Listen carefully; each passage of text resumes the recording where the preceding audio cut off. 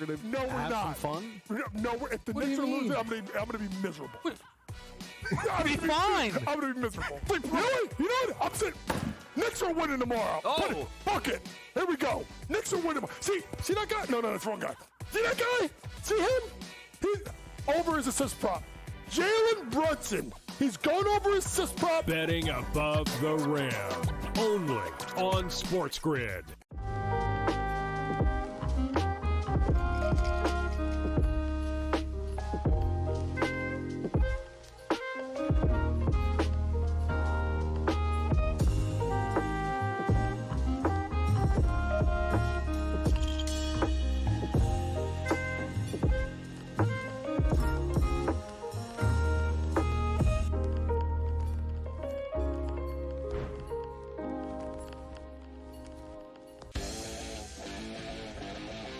Heard yesterday that he's got no shot to win the Cy Young because it's going to Skubal again. Skubal's winning the Cy Young.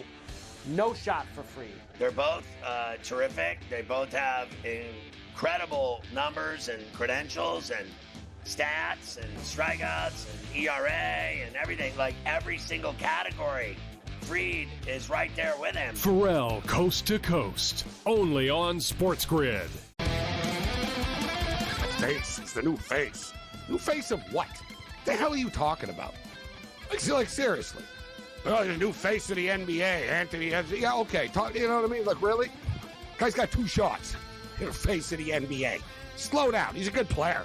I've always thought the whole face of the NBA thing was comical. You want him to be the face of the NBA because you don't like it that all the other faces of the NBA aren't American. SportsRage tonight. Only on...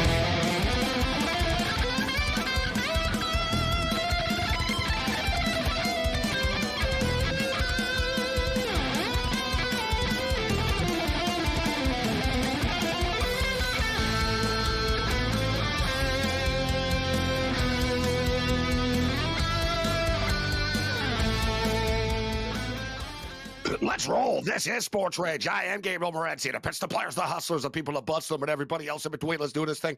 The Monday Night Meltdown has begun, and the Edmonton Oilers meltdown has begun and is nearly complete as well. 4-1 for the Florida Panthers right now. 44.7 seconds left in the second period of play. And shots on goal are 22-19, but it's kind of deceptive as this game isn't really that close, to be honest with you. The Edmonton Oilers have just sort of fallen apart tonight. Like they become unraveled. The Oilers are unraveled right now as we speak on the ice. They just took another penalty. This time it's Darnell Nurse. The Oilers are still mouthing off right now. They're hitting everybody like late. They're slashing people. They're high sticking people. Like, and listen, the refereeing, I think, in the Stanley Cup playoffs have been pretty bad. I've often defended the National Hockey League referees over the years as being the best in pro sport, and I still think they are. I'm not just going to, discount that over a couple of bad calls, but, like, seriously, like, how many times have we seen, like, Bobrovsky? They got a call earlier in the game. Somebody ran into Bobrovsky barely. Bobrovsky, like, totally took a dive. There was a cross-checking penalty in front of the net. Dude, he barely got touched. Dude on the Florida Panthers, but they call it. And the Panthers are really good at getting away with things. Like, it's part of their game, actually. So we can't really say, oh, it's unfair. No, it kind of is what it is. The Panthers are really good at it, right? Like, I don't know. Like, the Panthers, just basically every player that they have almost, like pretty much every one of them is pretty much a dirty player. In the sense that, like, not everybody knows how to do it. Like, I saw the other day Tkachuk and I think it was Nurse. Tkachuk and Nurse were like high sticking each other in a scrum after, and Tkachuk had his like stick like right in his throat type of deal, except he had his gloves kind of like covering it, so you couldn't. It looked like, so basically he just had like sort of like the stick like this between his fist, and from a couple of feet away through traffic and stuff, it looks like he's just sort of punching you, which you can get away with. But he's really like trying to hit you in the face and the throat with his stick, right? But that's not like, like a fluke. No, like he's good at that stuff. Like the Panthers are so good at doing something you like really evil in the corner, and then you turn around and slash them back for it, and you get called for it, right? But you know that going in. You know that going in. I don't know. The Oilers, to me, tonight, I was kind of concerned. I didn't go as big as I have in the first two games. We've split so far. It looks like we're about to be 1-2 here because we've taken the Oilers in all three games. But tonight, it was one of those just, I don't know what we're going to get from them tonight. I did have a little bit of concern from the Oilers tonight, yet I am disappointed. They're worse than I thought they were going to be. I was just sort of uncertain. Like when I saw them in the pregame warmup, I have a pretty good eye for this stuff. Like, maybe it's in my head, and I don't. But, being around long enough and stuff, and being around like athletes and players and before games and this, you can sort of tell. Like, like the Super Bowl, I could tell right away. Like being around them. Like it really helps if you're there. Like if you're not there, it's tougher to read through a television screen. But when you're there, like at the Super Bowl media week, I knew. I'm like, all right, the Chiefs. The Chiefs are like, they're not dialed into this like the Eagles are. You could just sort of like feel it. You could see it like throughout the week. I talked about it. You'd hear stories. Oh, yeah, there's a couple of Chiefs over at the bar on Bourbon Street. There's a bunch of Chiefs at the casino right now. Eagles was like, yeah, I saw the Eagles eating lunch together, but then I haven't seen them all day for the rest of the day because they were just sleeping, right? While the Chiefs were out there in New Orleans. That stuff matters. And I'm not saying that this wasn't a partying issue. It was a quick turnaround from Friday to Monday here with the travel. But, Edmonton is going to regret this one, right? Listen, these are 7-game series. It's going to happen where there's going to be a game where, you didn't have it. And the Oilers didn't have it tonight. And Skinner didn't have it tonight. And Skinner tonight is one of these deals where, is it Skinner's fault? No. But at the same point in time, when you're in the Stanley Cup finals and you're the goalie, you got to make a save. Like you have to make some saves that you're not supposed to make, right? Like you have to save your team. You have to help your team. And Skinner was amazing in the overtime games. Like I'm not calling Skinner out in this series, but I'm calling him out tonight. The breakaway goals. There's just every time the Panthers get a breakaway, they score. And it's a problem now. It's like, dude, you've got to make a stop. Like on the last one, it could be 3-1 still right now instead of 4-1. It's a big difference. Anybody that knows hockey, we all know it's a massive difference. Only being down 2 is nothing in today's NHL. 3, psychologically, it's hard. Now you only got one period. You're down 4-1. Like if he makes that save on the breakaway, then we're still 3-1 right now. Right? Like, the Marchand scored on the breakaway the other night. Like he keeps on getting beat on these breakaways, and it's pretty clear that I don't blame the Verhaeghe goal, the first one. One of the Panthers' goals today was like, dude, what a shot. Like Skinner was taking up the entire net. Verhaeghe put it in like there was like literally like a 1-foot cube open in the top of the corner of the net, and Verhaeghe put it there. Ken Dryden wasn't stopping that. So I'm not saying, oh, they lost this game, they're losing this game because of Skinner, but at the same point in time, you've got to make a play, right? Like you've got to help your team knowing, listen, the team doesn't have it in front of me right now. And the shots on goal are deceptive. And like, truth be told, the Oilers deserve to be down right now. Like collectively, they've taken a lot of dumb penalties tonight. And I think the refereeing has been bad. I think the refs have squeezed Edmonton more than Florida for whatever reason. But I also think that Edmonton are also playing reckless hockey. Like we've seen this in the past with them against the Dallas Stars. The one game they lost against the Dallas Stars, they took like 3 penalties in a 5-minute span, and they lost the game because of it. First period tonight. How many penalties did the Oilers take in the first period? 4? I think they had 4. Like, dude, Evander Kane had like 2 of them. Like Kane had 2 of them. Who else? There were a couple others, like Perry, whatever. Like I think there was 4 penalties, and Kane had 2 of them. That's 8 minutes, guys, of the 20 minutes. Like you want to play 8 minutes of the 20 minutes shorthanded and think we're going to win the Stanley Cup? Like that's just it's inexcusable. It's like just point blank inexcusable.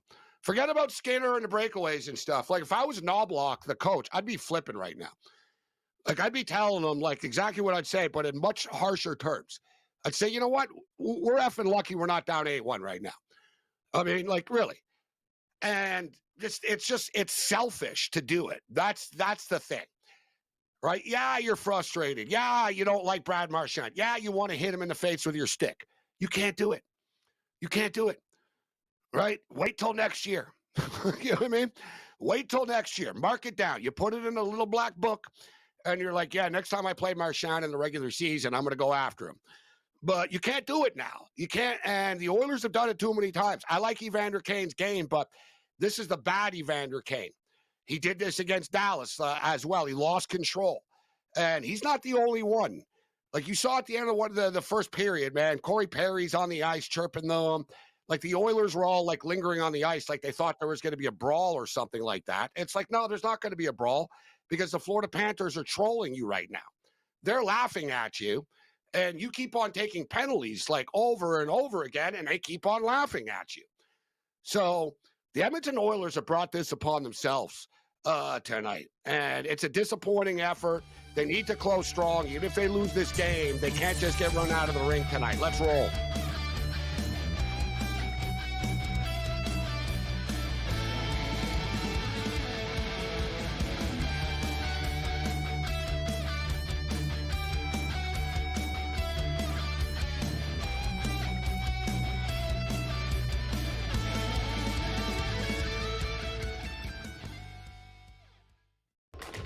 Enter into the magical world of McLuck.com, where even the smallest of spins can win real cash prizes. Adventure into over 1,000 of the best Vegas-style slot games. So what are you waiting for? Unlock your free welcome offer today. Join the fun where winners play and players win. Two guys that can do it all. Too much electricity this morning. This is a good time. We're having a lot of fun. I had to do a triple take. Ka-ching! Why? Because of parity. I didn't mean to offend. Yeah, it's not going to happen. Load management is a dirty word. Let him rip. You know what? Circumstances provide the results. What? How do you do this once? Oh, Donnie, you got such a good show there. A network that is booming. The Early Line, only on SportsGrid. Anyone that's been to a sporting event, the atmosphere before a game, I think Game Time Decisions has that same exact atmosphere. This is our arena. This is what we do. There is going to be an energy to Game Time Decisions that you will feel night in and night out. The excitement you get when you lock your bets in, when you're figuring out what you want to do, we can zone in on the biggest games each night. I want this to be the place that people come to before the games start so they feel as ready as possible to lock in their cards. We are going to hit every single one of those markets that you need to know about. We're going to go through every single thing, and I've got a great team behind me that's going to help me get the job done. There is not going to be a better place, I promise you, than Game Time Decisions to get that new information, react to it, and be able to then bet accordingly. We will have everything at our disposal, and we will use that to our advantage. I'm Kevin Walsh. Tune into Game Time Decisions from 6 to 8 p.m. Eastern on SportsGrid.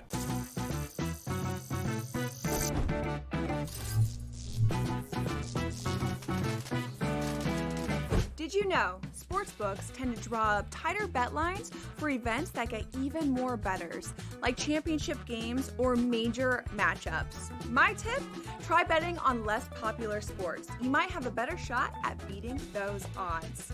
Now, go get lucky. See you in Las Vegas. Let's get lucky.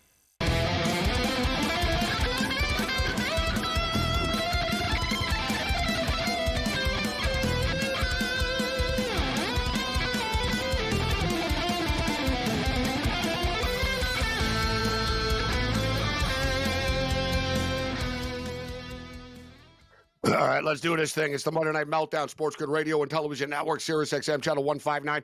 Quickest 120 minutes in sports talk and television. Although this is a painful edition of the Monday Night Meltdown so far, with the Oilers trailing the way that they are. As I've stated, they brought it upon themselves, and now I'm seeing right now, I just saw like the Oiler player. Who was that on the Oilers? I think it was it Nurse? Somebody on the Oilers was spraying water on a Florida Panther player with the water bottle. Like, what is this? Like, Adam Double B? Like, what are you doing? like that's what I talk about when I said you're rattled and you're flustered. You're playing for the Stanley Cup. You should be head down, just thinking, like, how can I be better on the next shift? Like, I got to dig down deeper. Instead, you've got a water bottle and you're spraying the Panthers bench while they laugh at you. Like, what are you doing? Like, if I was Knobloch, who was that? Like, I don't know. I don't think it was Nurse. Who was it? Wallman. Who was it, Joe? Wallman. That defenseman, 96. Yeah. Wallman. Yeah. You know what? I'm benching him for this. I'm benching him. No, I'm point blank. Like, if I'm Knobloch, like, I'm losing it, Cam, if I'm Knobloch right now in between the periods here. I'm like, you guys are just a bunch of stupid idiots. You're lucky we're not losing 8-1 right now. This is an embarrassment. I'd say, Kane, if you take one more effing penalty, bro, I'm going to bench you for game 4. And I'd say, Wallman, you're an idiot. This isn't like peewee hockey, bro. Like, put the water bottle down. I'm going to sit you.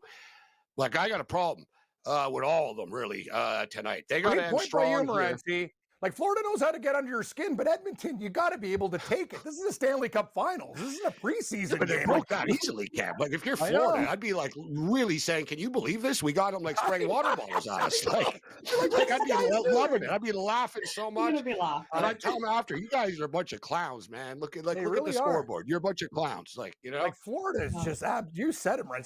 Like in the dressing. Can you believe what these guys are falling for this stuff? Like, it's a. But if I was Connor McDavid, too, like, I'd call everyone out in the room too. I'd say, hey, guys, like, this is some bull. Like, you know what it is, Joe?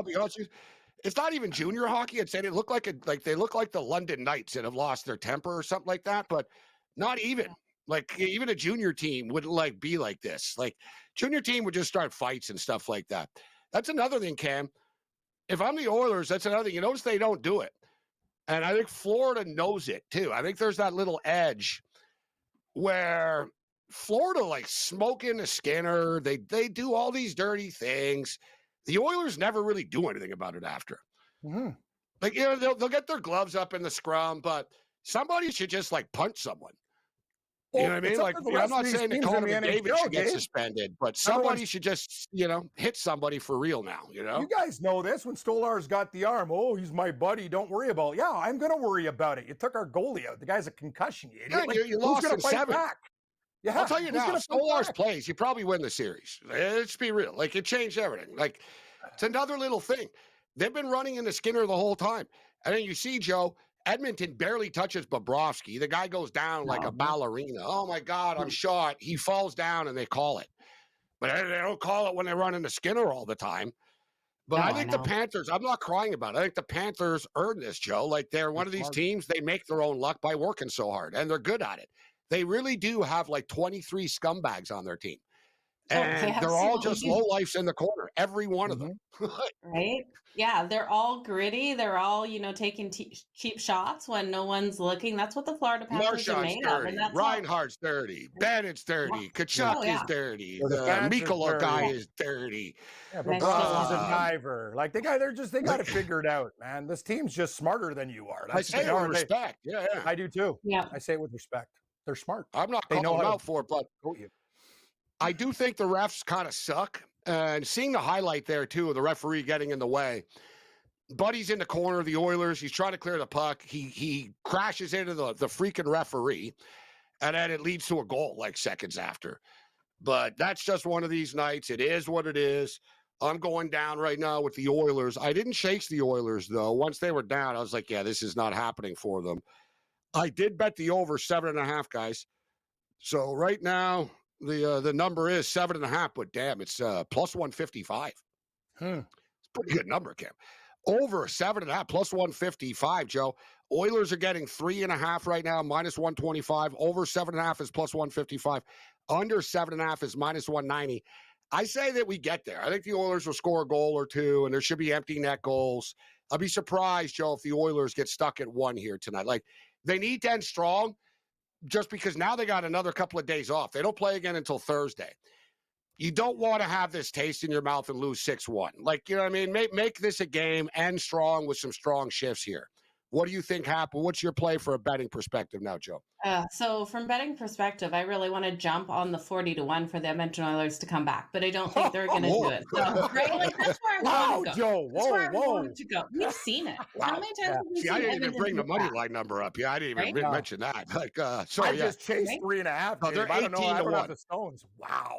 They're It's plus 40-1 1,800. on FanDuel Canada. Yeah, on FanDuel, they're 40-1. They actually are. Wow. They're 40-1.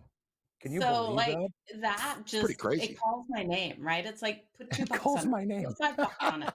Put some money on it. But we've seen it. But Edmonton plus a 3.5, I kind of want to take. Put $1,000 going into at this, 40 I'm to going to 1. lose my They bet, come back. right? Like, That's a I had the lottery. puck 40,000. line for Florida going into this. So they covered the puck line in the first period. I had that at plus 160, but then I had total of 6 goals, 4-2 win for either team. So I bet both sides of that. So I've already lost to Edmonton 4-2. I'm counting on Florida maybe 4-2, and then just one more goal out of Edmonton would get us there. But I don't think we're going to get it. I think you're right. I think it flies over the 7.5. Plus 155, Cam, 7.5 the total. That's pretty good. I'll just take 3.5. Considering they're already at 5. That's only 3 goals. 40-1. Like, I almost want to put something on it, but man, It's that's $5. yeah, you're right. $10 gets I you, would. like, yeah. I would, but I just don't see anything from them.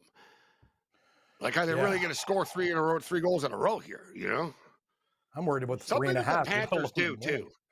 That really you got to give them credit for, and they've been doing this for the entire playoffs. Is every time they get scored on, they score the next goal like 2 minutes later, a minute later, 2 minutes later. They never let you get momentum. Like, so you score a goal and you're celebrating on the bench and you feel good about yourselves, and then before you even get on the ice again, they score.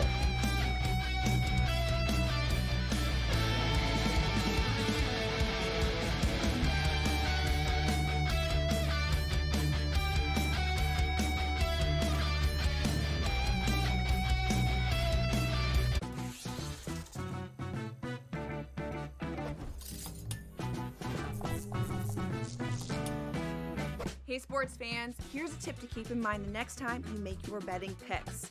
According to research, home field advantage is no joke, especially in those playoffs. In the NBA and the NFL postseason, the home team typically has a 64% shot at victory. Now, go get lucky.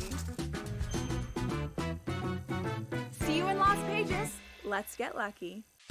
I got a feeling Pittsburgh's going to the Super Bowl.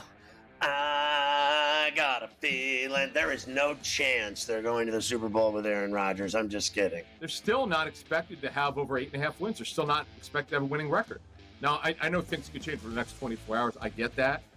But everyone expected Aaron Rodgers to sign with him. He's going to sign with him. Pharrell Coast to Coast. Only on SportsGrid. Plenty of takeaways from Yankees-Dodgers where LA sent the message on Saturday, and the only way the Yankees could salvage it was somehow beating Yamamoto, and they did. You're staring a sweep in the face, and after losing the World Series, knowing what the opponent is, you know what the narrative would have been on Sunday Night Monday. Oh, Yankees get swept by the Dodgers. Game time decisions. Only on SportsGrid. The game is on. The stakes are high. But the action isn't just on the field. He's rearranging that ring. Get it inside! SportsGrid's in-game live. Your ultimate second screen experience. Just a little flyer, couple of 18.5 point live line. Every prop, every play, every day. Anything can happen. It's complete chaos. It's smarter to be on SportsGrid.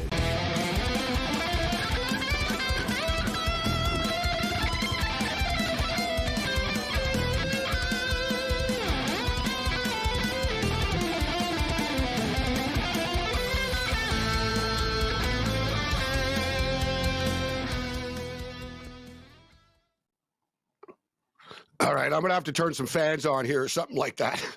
Like, I'm literally like dripping, like just like soaked right now. I don't have any fans, no air conditioning on or anything like that. I got the hot lights going in here. And it really hasn't been that hot ever before. Like literally feel like this is like a new phenomenon. Like it's never been this hot in here suddenly. Like I guess summertime's here now, and it is like 4 degrees or whatever the hell it is outside. So I'm starting to feel it right now. We got to get some chill going on in this room. I would say it just because I'm hot. Like if I was winning picks, I'd be like, yeah, this is great. I'm hot and sweating it out. It's all good. But no. We're sweating, Cam, like we're in the interrogation room. We're like going down. It's like, You're right. 4-1. He's like, I saw you, Stuart. I got you on the like, camera. I know it's you. It's a redhead with blonde. You got nothing. I just need to get to 8. I still lose money even if I get to 8.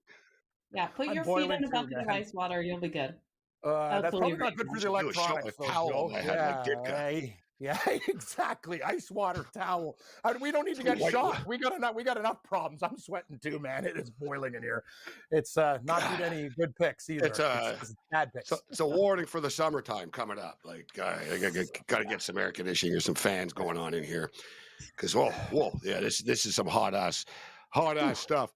So yeah, we're the period has started 4-1 here right now. So this game is going nowhere fast. What's this? The total did just go to 6.5? Yeah, it's 6.5, but minus 185 to the over right now. If the Oilers could just score, I keep on setting these little benchmarks. It's like basketball.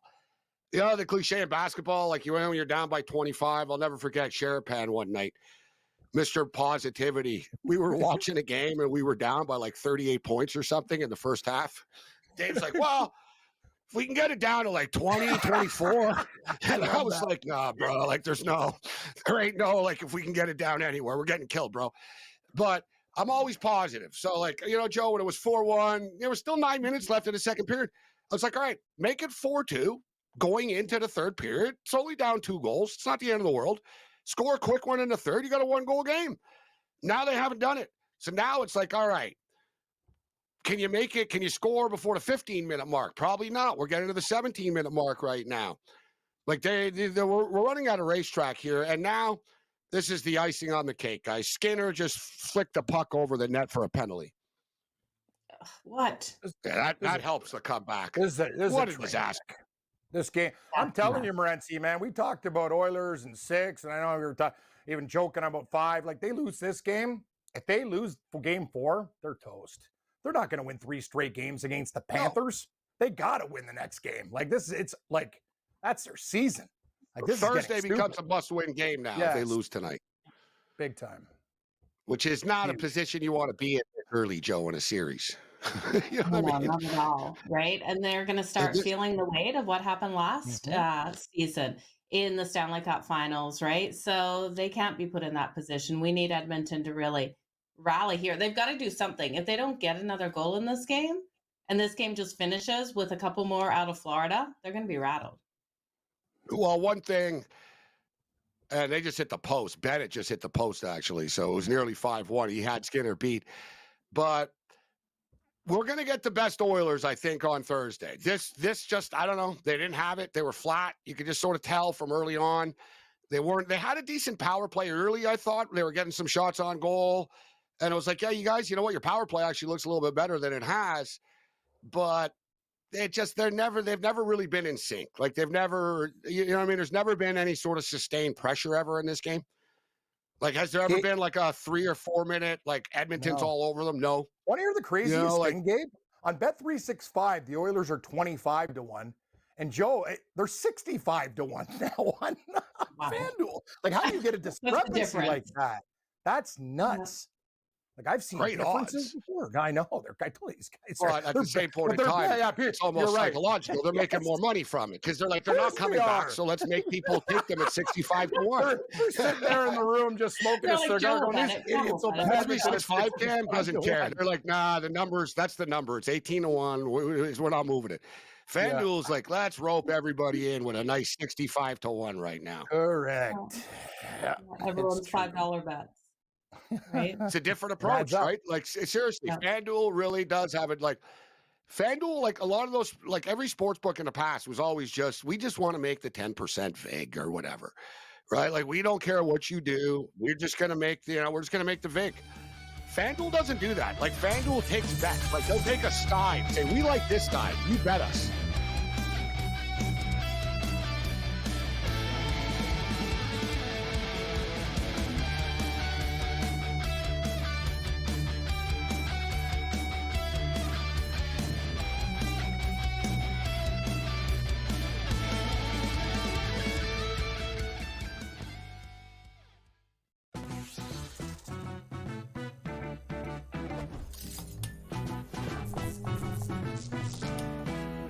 Hey sports fans, here's a tip to keep in mind the next time you make your betting picks. According to research, home field advantage is no joke, especially in those playoffs. In the NBA and the NFL postseason, the home team typically has a 64% shot at victory. Now, go get lucky. See you in Las Vegas. Let's get lucky. I got a feeling Pittsburgh's going to the Super Bowl. I got a feeling there is no chance they're going to the Super Bowl with Aaron Rodgers. I'm just kidding. They're still not expected to have over 8.5 wins. They're still not expected to have a winning record. Now, I know things could change for the next 24 hours. I get that. But everyone expected Aaron Rodgers to sign with him. He's going to sign with him. Pharrell Coast to Coast. Only on SportsGrid. Plenty of takeaways from Yankees-Dodgers where LA sent a message on Saturday, and the only way the Yankees could salvage it was somehow beating Yamamoto, and they did. You're staring a sweep in the face. And after losing the World Series, knowing what the opponent is, you know what the narrative would have been on Sunday Night Monday. Oh, Yankees get swept by the Dodgers. Game time decisions. Only on SportsGrid. The game is on. The stakes are high. But the action isn't just on the field. He's rearranging that roof. Get it inside! SportsGrid's in-game live. Your ultimate second screen experience. A little flyer, couple of 15.5-point live line. Every prop, every play, every day. Anything can happen. It's complete chaos. It's smarter to be on SportsGrid.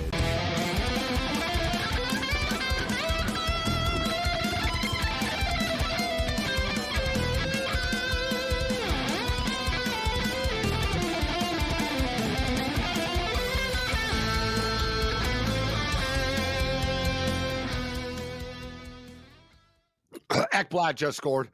It's 5-1 for the Florida Panthers. I am Gabriel Morency, SportsGrid Radio and Television Network, Sirius XM Channel 159.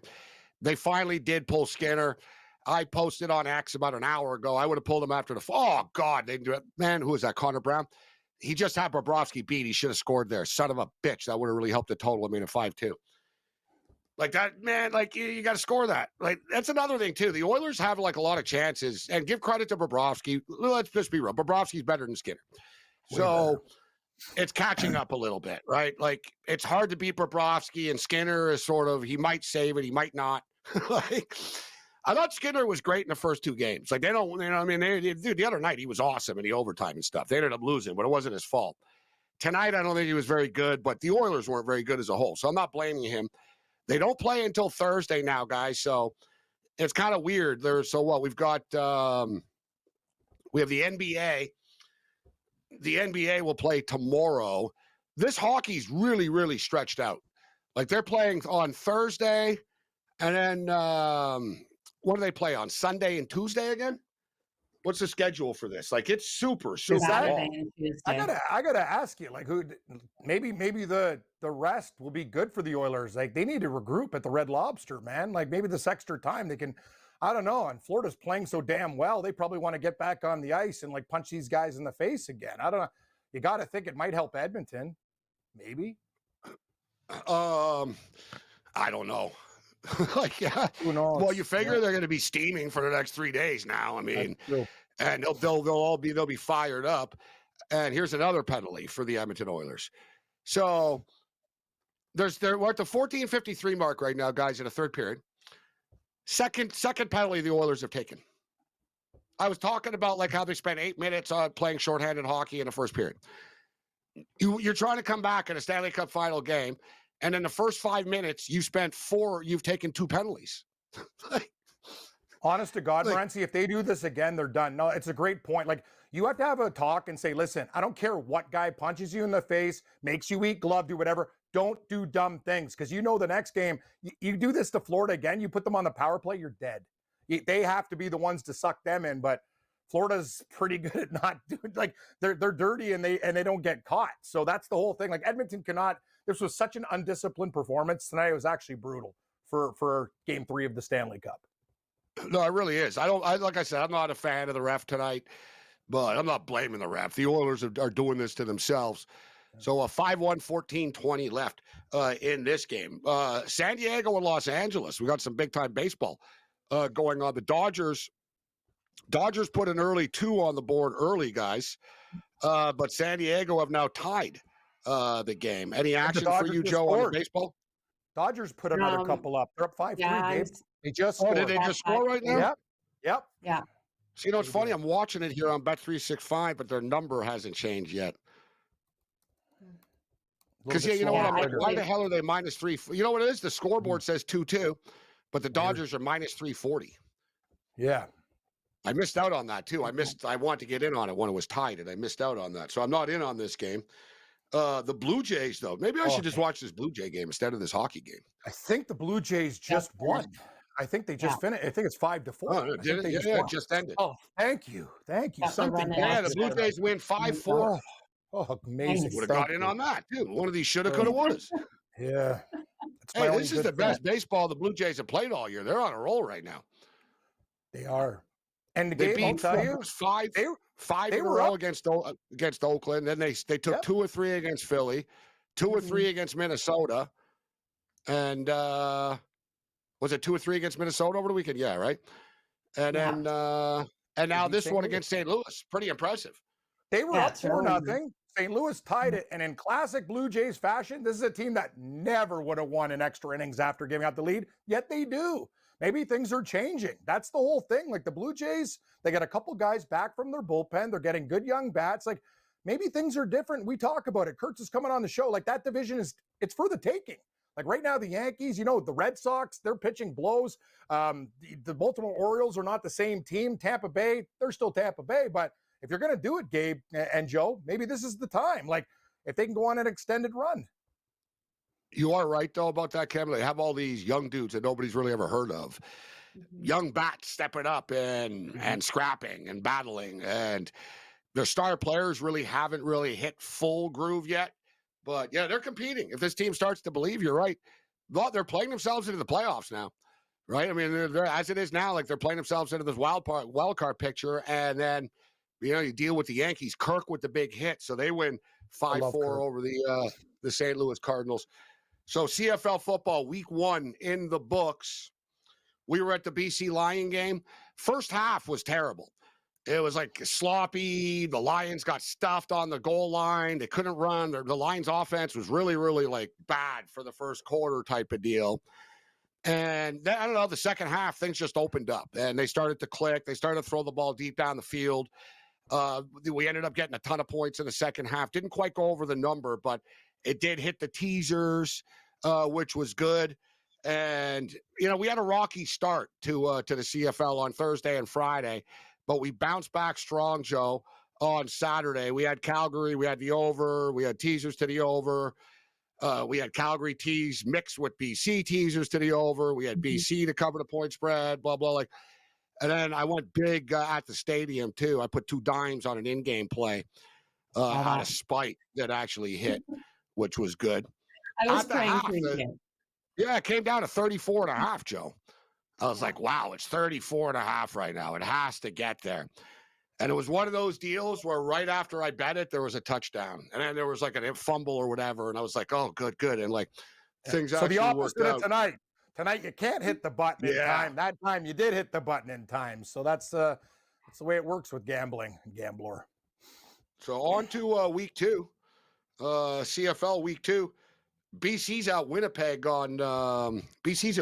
on Thursday night, the first game up. How'd you do, Joe, in the CFL? It was an interesting one. I had the Saskatchewan Roughriders, their team total over 27.5 in that first game versus the Ottawa Red Blacks. I was also altering the spread to 9.5. So they didn't cover that, did go over their team total. I took Montreal. I took the Alouettes to beat Toronto. They ended up covering that spread. I chickened out on a side with Calgary and Hamilton, just took that one to the over and we got there. And then I don't know why, you guys, I totally brain farted. I thought the Edmonton BC game was on Sunday, so I didn't get a bet in. It was Saturday night. I don't even know how I did that. So welcome to week 1 issues for me. Yeah, I don't know how, considering I posted like a million videos from the game. Exactly. And I was, but like by the time I saw your videos, Gabe, that was when I realized the game was on. That is how I found out the game was on, by you. Yeah, it was packed. Snoop Dogg played before. It was last year they had problems getting everybody in on time, like before the game for 50 Cent. This year it was much better run. They opened up the doors earlier, and Snoop Dogg came on. He was supposed to come on actually at 5:45 local time. The kickoff was at 7, except he didn't come on what he was supposed to. And I was like, wow, well, I don't know what they're going to do here. I was thinking, is he even here? Because there was nothing on the field, and then suddenly out of the blue, boom, he pops up. He came on at like 6:15. I think he played like 45 minutes actually. It was like a real show. He played like a ton of, he played like 10 songs or whatever. Like he went on and on and on. And the game started a little late. So it started, I think, Joe, like 7:30, 10:30 Eastern time. It did start late on Saturday night. I'm looking for some point spreads right now. Bet365 doesn't have a number up for Thursday's game yet. Let me get FanDuel going here. I'm getting geo-block from entering FanDuel for some reason right now. CFL. Will not There we allow me go. in. CFL. There we go. We got BC -2.5 on the road, -134 money line total, 49.5 for Thursday night. BC at Winnipeg. That's strange. Like, why would BC be favored on the road? Zach Caleros is suspended. I know that, but still.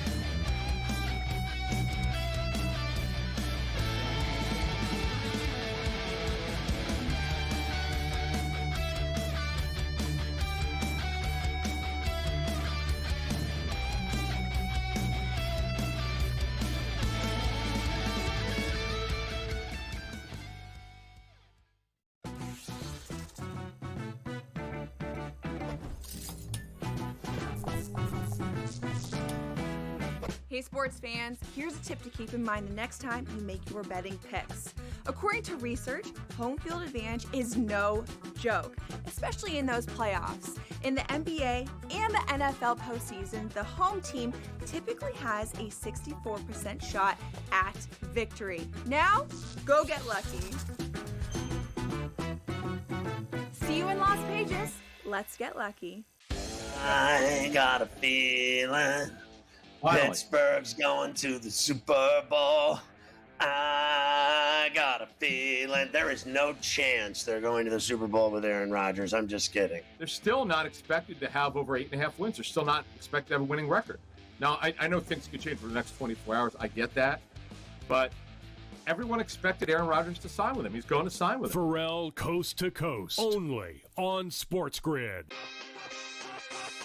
Plenty of takeaways from Yankees-Dodgers where LA sent a message on Saturday, and the only way the Yankees could salvage it was somehow beating Yamamoto, and they did.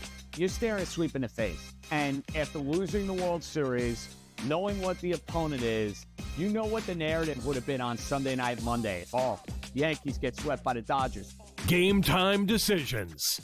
Only on SportsGrid. The game is on. The stakes are high. But the action isn't just on the field. He's rearranging that ring.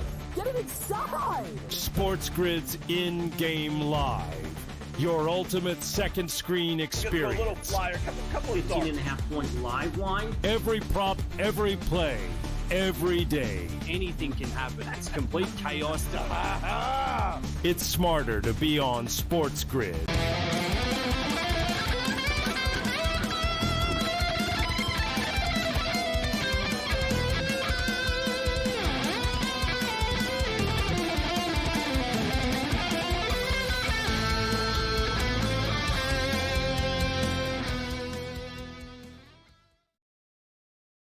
Thanks to Joe Madden for joining us. Monday Night Meltdown continues.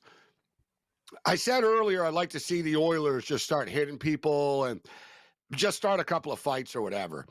You know what I mean? Just to sort of try to change the tempo. I missed the original cheap shot. I don't know if it was Frederick that hit Ekblad. Now we got a fight here. Nurse and Grachevich. It's been a slow fight. They've been sort of And, like here's going another at this. thing. Yeah, Like, really. another smart move by Florida. You got one of Edmonton's starting defensemen with some stiff on their team. Like, you know what I mean? Like, that's the thing. Grosevich, like, that's like, Well, that's it's another not thing, too. Good Bennett. point, Ken. Yeah. This is Florida advantage again. Like, if Darnell they're Nurse smart. breaks his hand here, they're screwed. Exactly. Like, you're picking fights with like a guy who's like literally like their least important player. Good stuff. Like, here we go. This is a nightmare. Yeah, it looks like Nurse's mouth is busted up, too. They needed to do this, though. There's something needed to happen. Still 5-1 right now, but good point by Cam. Florida wants this, right? They've got, look, at Florida are all jacked up right now. They've got Edmonton rattled. Edmonton will rattle from the get-go, like early in the game. So as Frederick got Bennett, I like it, actually. He cheap-shotted Bennett pretty good. That was a nice cross-check to the back. Holy crap, he broke his stick on his back. Yeah. Dude, there we go. Look at that. He did. Look at that. Wow. Look at it. Frederick. Like he broke his stick in his ribs. Like that. Oh, yeah, I like it. He really tried to cheap shot him. That's what I'm talking about. There we go. That's what they do to everybody else. Fight back with cheapness. That was great. Darnell Nurse took a good shot to the mouth, though. He's got a bloody mouth. Grosevich seems to be pretty happy about it. But I didn't realize. I knew, like, I sort of saw the corner of my eye, guys. I was like, somebody on Edmonton just took someone down pretty good. And, like, it was like that was a pretty nasty cross check. 2 in a row. George Kurtz in the house. George, you see that? He literally broke his stick on the side of his on the ribs there. You saw Bennett feel that too. He was like, oh, like he went down. He felt that one. Yeah, you're not going to feel bad for Bennett here, right? All the stuff that he does, falling on the goalie, full weight when we get pushed and tripped a little bit here. My thing would be this. You're playing at the Florida's hands. They want you to do this. They want you to come down to their level. All right, so I might worry about that somewhat here. But you sort of have nothing to lose here. This game's over anyway. You might as well get your pound of flesh here, try to send a message at the game 4. The thing is, Gabe, though, we're up 4 goals. This total, like the 7.5 and everything else, like we haven't hit the real game total at 6.5. And now there's no goalie pull or anything like that. That's another thing that comes into play here. Like, who knows? You're going to have to get a power play or something. Florida's probably going to get it for the cross check. I can't, but you're right. Like the stick breaks. Like you break a stick over a guy's back. He hit him first really hard, and it wasn't enough for him. He went in again. He was like, bang. Like, I think we're bang. I saw him like, oh my God. Like, you just broke your stick on what him. do you think, guys? Is that like, actually, he did it 3 or 4 times. Watching the replay now, he did it 3 or 4 times. He won't get suspended. He'll get fined for that, I think. Yeah, he will. He'll definitely. And then Nurse came over doing a flying elbow at somebody. I mean, this is a regular season. We're going to see suspensions out of this. We won't see any of that in the Stanley Cup Finals here. But hey, this is old-time hockey. It's fun. It's entertaining here. But like I said, I don't feel bad for Bennett. Don't feel bad for Nurse either, by the way, for getting, if he got clocked with one. You started the fight. You get what you deserve there. One thing, though, with the Panthers, you're right, George. They want to do this. Me and Cam were talking about. They want to do this, and it was the same thing with Canada and the USA. Remember in the 4 Nations with Tkachuk, the Tkachuk brothers and stuff, right? Let's start fights with them, right? They're more skilled than we are, but let's get in their face and rattle them. And it worked a bit for the first game against Canada. It didn't on the Saturday night game when it mattered more a couple of days later, right? Canada was like, don't fall for it. Don't do anything stupid, right? Edmonton walked right into the trap tonight, George. But Edmonton been playing undisciplined all game, bro. Like these guys look like prisoners. They look like guys who come out and like look, they're all laughing. They like it. They're smiling. They like it. There's blood in the teeth. They all got big beards. Come on. You saw the other day when they ran the goalie, Tkachuk like patted Bennett when he came in. Like, hey, good job running the goalie, right? Like he made sure Simpson Skinner was down. Tkachuk was chirping him. Exactly. Yes. He was chirping. There's no. In my mind, there's no place for the guy's hurt. He's a classless dude. Let's call it for what it is. Like Tkachuk is classless. Yes. I want to hate him, but I don't. Like I see him on the McAfee show, and he's a pretty nice guy, actually. He's like funny. He's the kind of guy you want on your team, and you hate if he's not. Like all the Panthers, like Marchand, like him. That's what they are. Guys you hate, guys you love when they're your friends. Like that. Exactly. Not enough teams like Florida. Like they're the craziest bunch of, like, these guys are nuts. It's like a wrestler game. I'm eating my blood more. Like these guys most are teams just are searching, Cam, for one guy like this. Like the Canucks are dying to get Bennett or Ryan. Like they wanted same Bennett. thing. Reinhardt's for Vancouver. Let's get Ryan. They have like 7 or 8 guys like this, 10 guys like this. You got like, it. You know what I mean, George? Like the Leafs, if we can get Brad Marchand. They have like 10 Brad Marchands on the Panthers. They really do. That's why they're so hard to beat in a 7-game series. They're built for this. They want to do this. You know, regular season, they may not care as much. Maybe the anger doesn't get there. And how the hell do they get a power play out of this? So Florida gets out after all that. I got to be honest, baby. Broke a stick. That's right. Yeah, the cross check. That's right. Yeah, the cross check. Is that the deciding call there? A power play too. I'm fine with that. Yeah, you're right. Penalties now. They did start it. You're right. They started it. Yeah. I bet the over 7.5 in game here. I like 2 more goals, but I don't know if it's going to happen. George, Probably not. Huh? Edmonton loses game 4. They're done. I agree. It's their season game 4. I said that earlier, but that again, I'm betting heavy on Edmonton to win game 4. I think the series is going to go the max. I think Edmonton will rebound from this. All right. Listen, you're down. The game's over. If you're going to lose, you'd probably rather lose 7-1. All right. Yeah, you lost. You lost. You got killed. My biggest thing with Everton is Skinner's now given up 13 goals in 4 games. I know most of the goals are not his fault, but it's still 13 You can't goals start Pickard, though, games. George. You can't do it. He's got to start the next game. But we've seen this with Skinner. You know what's the problem? He loses it. I'm going with Skinner again Thursday, but you know what the problem with Skinner is, guys? And I tweeted it about earlier. I talked about these breakaways. Every time Florida gets a breakaway, they score. Like they've scored on the last 3 breakaways that they've gotten. Those are 3 big goals. Hell, the winner. Like if Marchand scored on a breakaway, they keep beating him on the 5-hole too.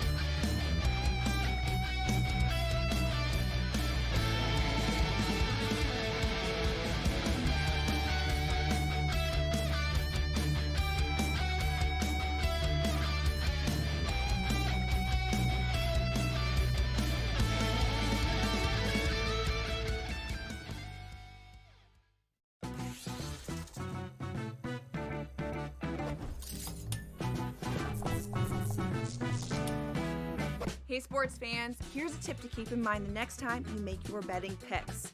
According to research, home field advantage is no joke, especially in those playoffs. In the NBA and the NFL postseason, the home team typically has a 64% shot at victory. Now, go get lucky. See you in Las Vegas. Let's get lucky. I got a feeling Pittsburgh's going to the Super Bowl. I got a feeling there is no chance they're going to the Super Bowl with Aaron Rodgers. I'm just kidding. They're still not expected to have over 8.5 wins. They're still not expected to have a winning record. Now, I know things could change for the next 24 hours. I get that. But everyone expected Aaron Rodgers to sign with him. He's going to sign with him. Pharrell Coast to Coast. Only on SportsGrid. Plenty of takeaways from Yankees-Dodgers where LA sent the message on Saturday, and the only way the Yankees could salvage it was somehow beating Yamamoto, and they did. You're staring a sweep in the face. And after losing the World Series, knowing what the opponent is, you know what the narrative would have been on Sunday night, Monday. The Yankees get swept by the Dodgers. Game time decisions. Only on SportsGrid. The game is on. The stakes are high. But the action isn't just on the field. Rearranging that roof.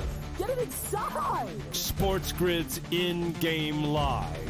Your ultimate second screen experience. A little flyer, couple of 15.5-point live line. Every prop, every play, every day. Anything can happen. It's complete chaos. It's smarter to be on SportsGrid.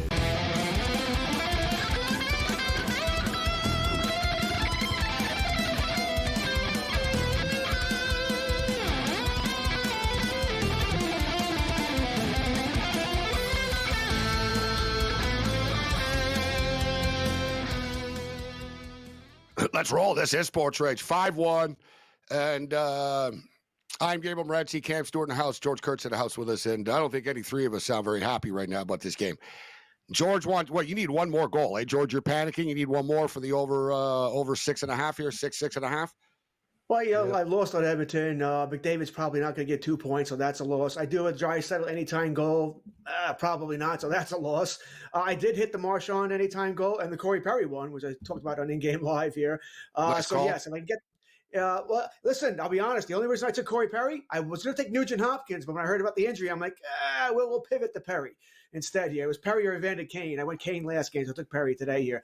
We'll see what I do in Game 4 there. So, yes, I'd like to get the goal here. Let's get over 6.5 here. Be a decent night for when my team loses.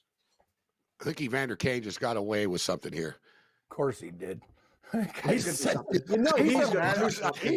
a menace sometimes, man. I thought that's why he gets traded. No, he didn't get away with it. Sorry, they're reviewing it. My bad. They're reviewing it, Ken. He didn't get away with it at all. He slashed him in the face as he was down on the ice. This is not cool. He just like Kachuk of all people, too. I think it was Kachuk. Oh, that's what I'm saying. Like, what the hell are you? Like, what it was Verhaeghe. Was it Verhaeghe? Well, okay, let's see. What did he do here? As he's skating by, he sticks him right in the face. That's it. It's a 5-minute penalty. He might. You know what? He's suspended. You know what? I think the penalty was originally on Bouchard for murdering like a high cross-check to the face. Yep. And then Evander Kane skating by, hit the guy, a grounded player. Buddy on the Panthers is lying on the ice, and Evander Kane just slashed him in the face with his stick deliberately.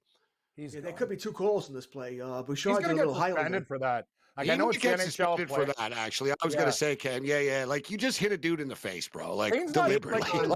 Kane can be the best player on the ice, and he does some of the stupidest things I'll ever see. Like, that's why he floats around. San Jose, Winnipeg, he's lost his mind right now. Like, it's the good Kane and the bad Kane. He's lost his mind. There's only a 2-minute power play on the board. Wow, I thought it was 5. Interesting. But Kane went to the locker room. They put 5 up originally. They switched it. Yeah, but you saw, George, didn't it look like the ref had already called the penalty before the Kane play? I thought he did. Yes, it's the officiating. Panthers are on a 5-on-3 here, George. So the total looks like they scored 6-1. I'd like to make it 5-2 because I have the Oilers plus 3.5, and we'd hit the over and the 3.5. But that's not happening. God, what a disaster! If I was the coach on the Oilers right now, I'd tell them, "Hey guys, don't just stop it. Like just tap out. Like it's over. Like you know what I mean? Don't like." Dude, these guys are going to be on the phone with the league for the next 48 hours, like all day. It's true. Like, no, seriously. Like, it's going to be one call. They need Game 4. To you. They can throw their season away. Talk to you. Like, yeah, because guys, like, even if you get called in this game, like, they find you for this stuff after, right? They're going to look. They're going to go, dude, you broke your stick against his back. It's the cup. We're not going to, like, suspend you. $5,000 fine. That's the max they can do. $5,000. Who the hell cares? Yeah, right. It's $5. You know what I mean, though, George? If they do anything real stupid and they lose important guys, Game 4 is a necessity, man. That's the whole thing. So you got to be a little bit smarter than that. Like I know you got to see CFL, George. Kane could get a game. That's the worst. Kane might get a game, but if they only give him a 2-minute penalty, I don't even know if he'd get that. The NHL hates suspending people in the playoffs here, and like I said, they go out suspending someone in the playoffs is at least 2-1 to the regular season, maybe 3-1. So maybe he gets a game there, and you would need an injury, right? Maybe Verhaeghe get to lose. I don't know, 17. We need to see the replay closer, though. Did he really connect? You could sort of see, he might hit the shield. He might have hit the shield. Yeah. They should just take off their equipment, Gabe, with guns and knives. And like this is turning out to be like a street fight. Like these guys. Oh, they're going at it again now. Yeah, still. Yeah, they're going at it still here. Haven't seen this in a while. But this is Florida likes all this. Like they really do. Like unless you're Edmonton and you actually do something, but like. I mean, I don't really want to say you don't want to deliberately hurt them anyways. Look at this. Wallman just punched Kachuk in the head. Look at that. While he was getting held. I know this is great. What is like, dude? If the Oilers any of this, but you got to do it the right way. They're out of control. They're out of control. Wallman can't be punching people because someone has Kachuk in a headlock. He can't do that kind of stuff here. He didn't do it to your guys. Wallman just got lost it. They have lost their minds. They're just killing people. Yeah, Kachuk's on the bench chirping him still. Like it's like guys, like it just stopped. Like you've lost the battle. Like you've lost this battle. They punch him in the face and they're like, more, please. Like they got rocked. Like if you're not blocked, Cam, it's like a football game. You got to tell your team like a basketball, like don't foul anymore. Like you call it off. We've lost. It's over. There's 5 minutes left. They're not going down like this though. The Panthers have a 2-man advantage now. I hope they score. Like somehow give me 2 goals in the last 5 minutes here, but There's a better chance that there's 2 more fights than 2 more goals in this game. Big time. I'd like to make that bet. Look at Edmonton. There's nothing left.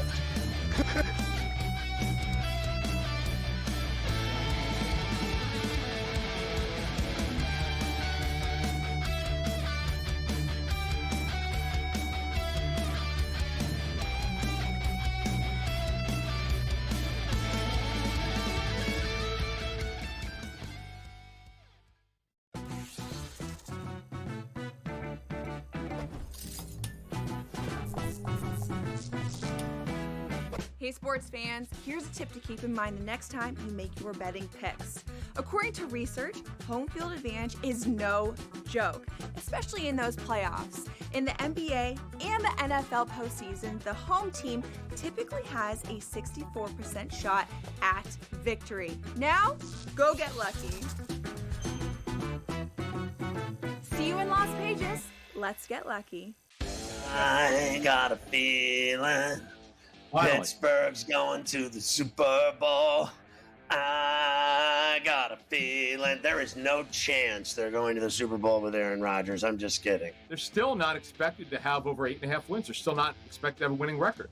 Now, I know things could change for the next 24 hours. I get that. But everyone expected Aaron Rodgers to sign with him. He's going to sign with him. Pharrell Coast to Coast. Only on SportsGrid. Plenty of takeaways from Yankees-Dodgers where LA sent a message on Saturday, and the only way the Yankees could salvage it was somehow beating Yamamoto, and they did. You're staring a sweep in the face. And after losing the World Series, knowing what the opponent is, you know what the narrative would have been on Sunday night, Monday. Oh, the Yankees get swept by the Dodgers. Game time decisions. Only on SportsGrid. The game is on. The stakes are high. But the action isn't just on the field. Rearranging that roof.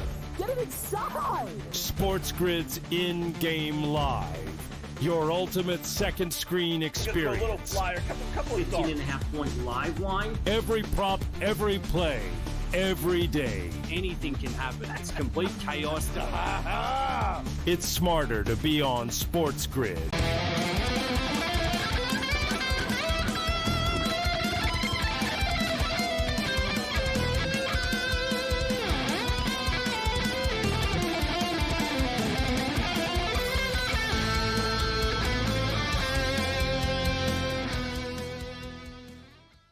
Well, level 2 has begun. This is SportsRage. I'm Morency. SportsGrid Radio and Television Network, Sirius XM Channel 159. It's hot as hell in here. But unlike Nelly, we'll keep all our clothes on. 5-1, George Kurtz was commenting on the brightness of my shirt.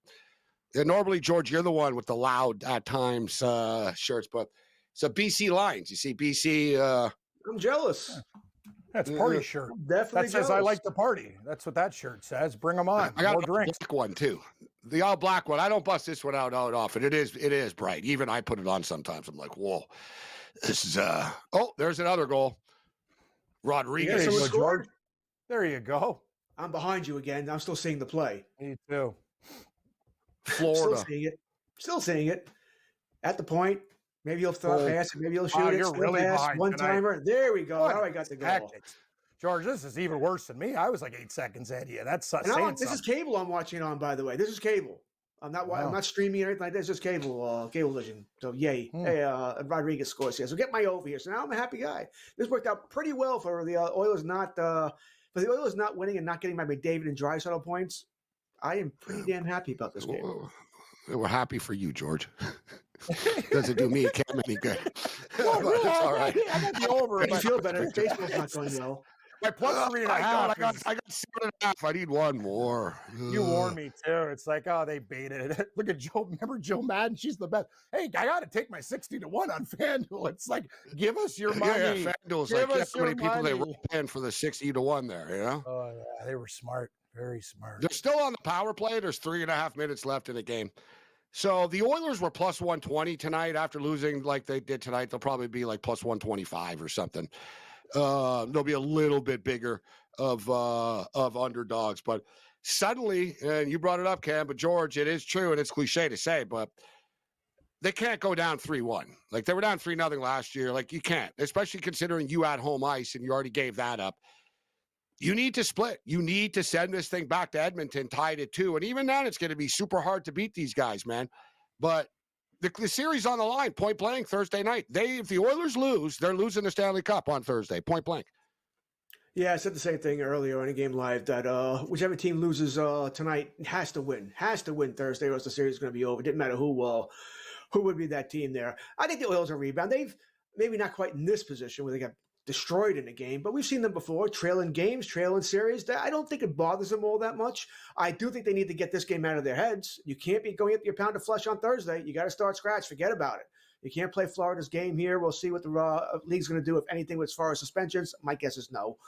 They won't do anything. But I am worried about Skinner, especially if they score an early goal. That's a, what I'm worried about. That would concern me. I'm worried about their stars. And another thing, Draisaitl didn't have a shot in goal. And does he even have a shot on goal tonight? Like, that's the thing. Like, you know what I mean? It's like Corey Perry and all these other guys are having better chances. Like, your stars, you got to show up every game now. Yeah, where have you guys been? Draisaitl does not have a shot on goal. He does not have a shot. What about McDavid? He doesn't have a shot. Yeah, what's McDavid has one? Two shots.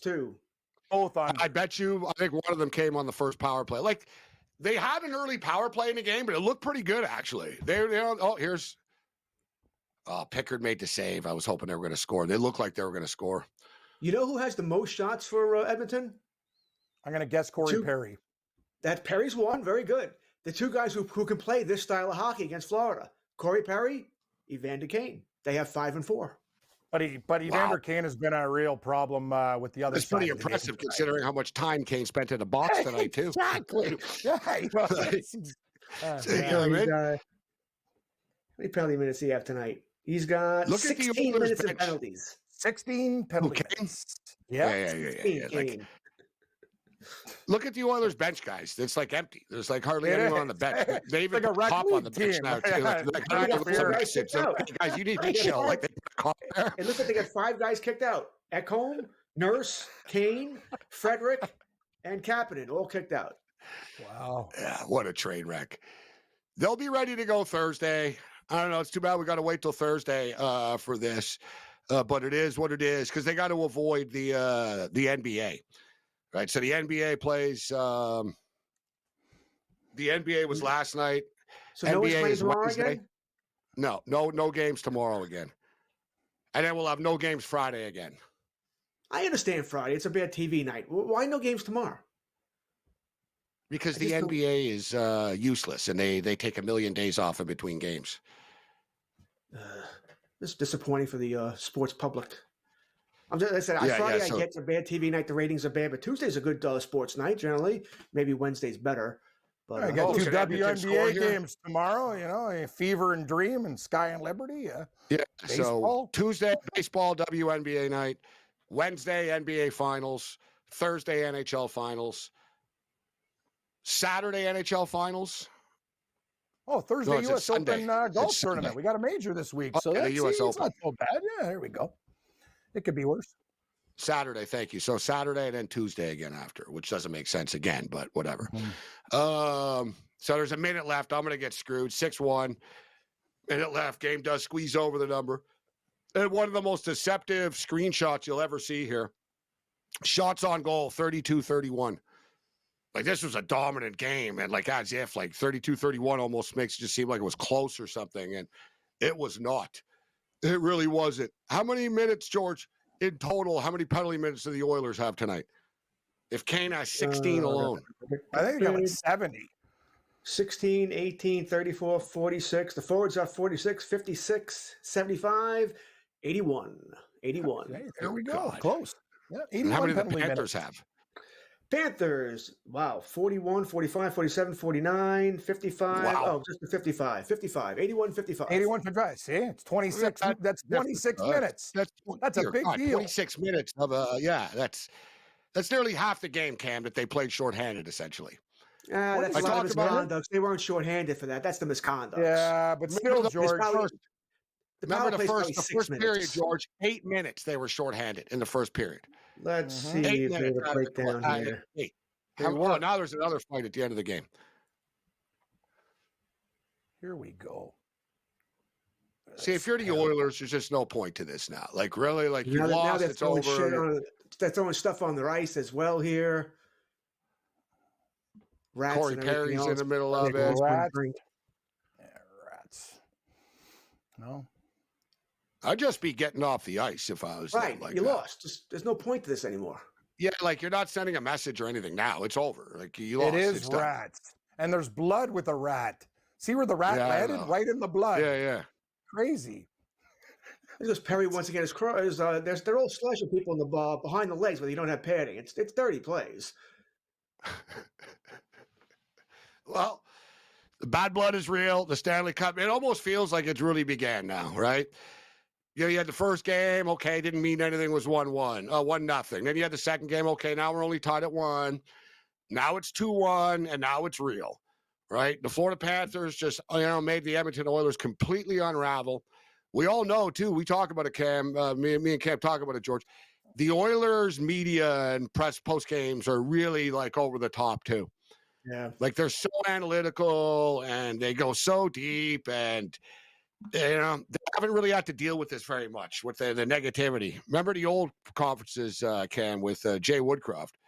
Oh, yeah. Yeah. Well, it kind of fell apart in the third period there. Like it's like Spector's going to be all over Leon Draisaitl. Oh, you didn't have any shots on goal tonight, huh? Like, Yeah, I'm just telling you, it's going to be a negative little room after this. If I was the Oilers, I'd jerk a foot and get the hell out of there.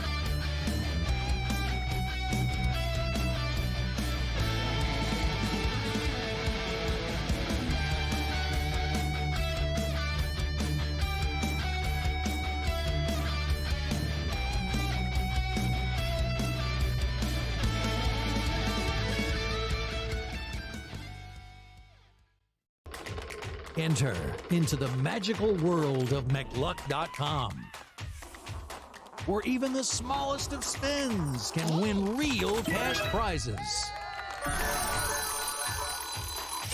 Adventure into over 1,000 of the best Vegas-style slot games. So what are you waiting for? Unlock your free welcome offer today. Join the fun where winners play and players win. Two guys that can do it all. Too much electricity this morning. This is a good time. We're having a lot of fun. I had to do a triple take. Ka-ching! Why? Because of parity. I didn't mean to offend. Yeah, it's not going to happen. Load management is a dirty word. Let him rip. You know what? Circumstances provide the results. What? How do you do this once? Oh, Donnie, you got such a good show there. A network that is booming. The Early Line, only on SportsGrid. Anyone that's been to a sporting event, the atmosphere before a game, I think Game Time Decisions has that same exact atmosphere. This is our arena. This is what we do. There is going to be an energy to Game Time Decisions that you will feel night in and night out. The excitement you get when you lock your bets in, when you're figuring out what you want to do, we can zone in on the biggest games each night. I want this to be the place that people come to before the games start so they feel as ready as possible to lock in their cards. We are going to hit every single one of those markets that you need to know about. We're gonna go through every single thing, and I've got a great team behind me that's gonna help me get the job done. There is not gonna be a better place, I promise you, than Game Time Decisions to get that new information, react to it, and be able to then bet accordingly. We will have everything at our disposal, and we will use that to our advantage. I'm Kevin Walsh. Tune into Game Time Decisions from 6 to 8 p.m. Eastern on SportsGrid.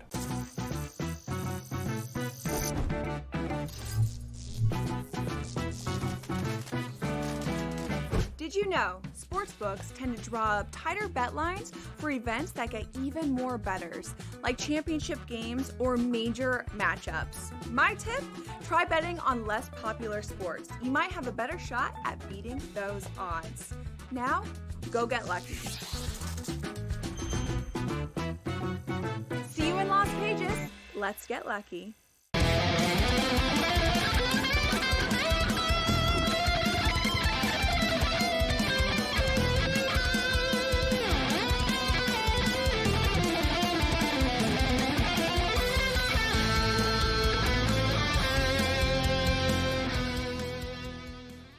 Level 2 continues. The game is over. 6-1 final score.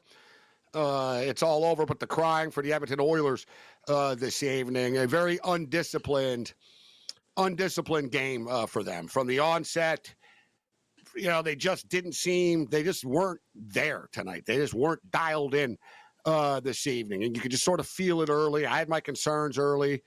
Craig Simpson, who has a pretty good feeling about the Edmonton Oilers, said the same thing. He said they're just not in sync in the first period. He goes, you can tell they're just not in sync tonight. They need to calm down. And there was too much chirping, too much, just everything. There's how long of a list can we go here? From Evander Kane and his constant recklessness tonight. Corey Perry was out of control for a while. You got dudes punching guys in the head. You got dudes with water bottles, squeezing water at the Panthers players on the bench. What are you, a kid? Come on, man. Wallman was brutal tonight. Guy was brutal, Gabe. He did the water to the face, to the fans, the sucker punch when the guy's getting held. He was a real, he lost his mind tonight. And you're a nobody, too. So it's dude, just sit down, bro. You're not helping things now at this point. And the Panthers are in a great mood after the game here. They got the Oilers where they want them. But I know it sounds cliche, but it doesn't matter whether you lose 2-1 or 6-1. And I would almost rather lose 6-1 right now, and you can reset things, right? Knobloch could dial things up. You can get a little bit more aggressive in practice over the next couple of days. And we're going to see the best Edmonton Oilers team, possible in the first period, I would imagine, on Thursday. But if the Panthers are able to absorb the original ambush that the Oilers come with, Edmonton are in a lot of trouble. So, Edmonton need to bring it on Thursday. If they're down 3-1, I just don't see them coming back and winning the series. Mo Khan joins us. So, Mo, it's sort of like the series, sort of started tonight. It was 1-1. Now, tonight was a big game, but, it wasn't a must-win game tonight. Thursday's a must-win game now for the Edmonton Oilers. No, definitely. And I think what you saw tonight was good old rock'em sock'em hockey that they want to employ late in the game, right? But in that first period, it was disjointed for the Oilers. As you said before, Craig Simpson made a great point that they didn't look in sync. They didn't look like they're ready to play at the level that Florida brought out to them in Game 3. And I just think that they were kind of consumed by the vibe of what the Panthers threw at them. From that point, there was no kind of edge. You look at the fact that right goaltending guys. I was thinking about it before and looking at past teams that have had issues with goaltending or great teams in other sports that got far but could not win because of a particular position group. And for the top, for Connor McDavid and Settle, their downfall might be the goaltending. Yeah, we'll just have Mo Khan reset right now. But the fact is, Connor McDavid and Leon Draisaitl were absent tonight, Cam. Yep. This isn't a case where the rest of the team let them down. They need to show up. Connor McDavid was nowhere to be seen. You talked about Draisaitl having no shots on goal.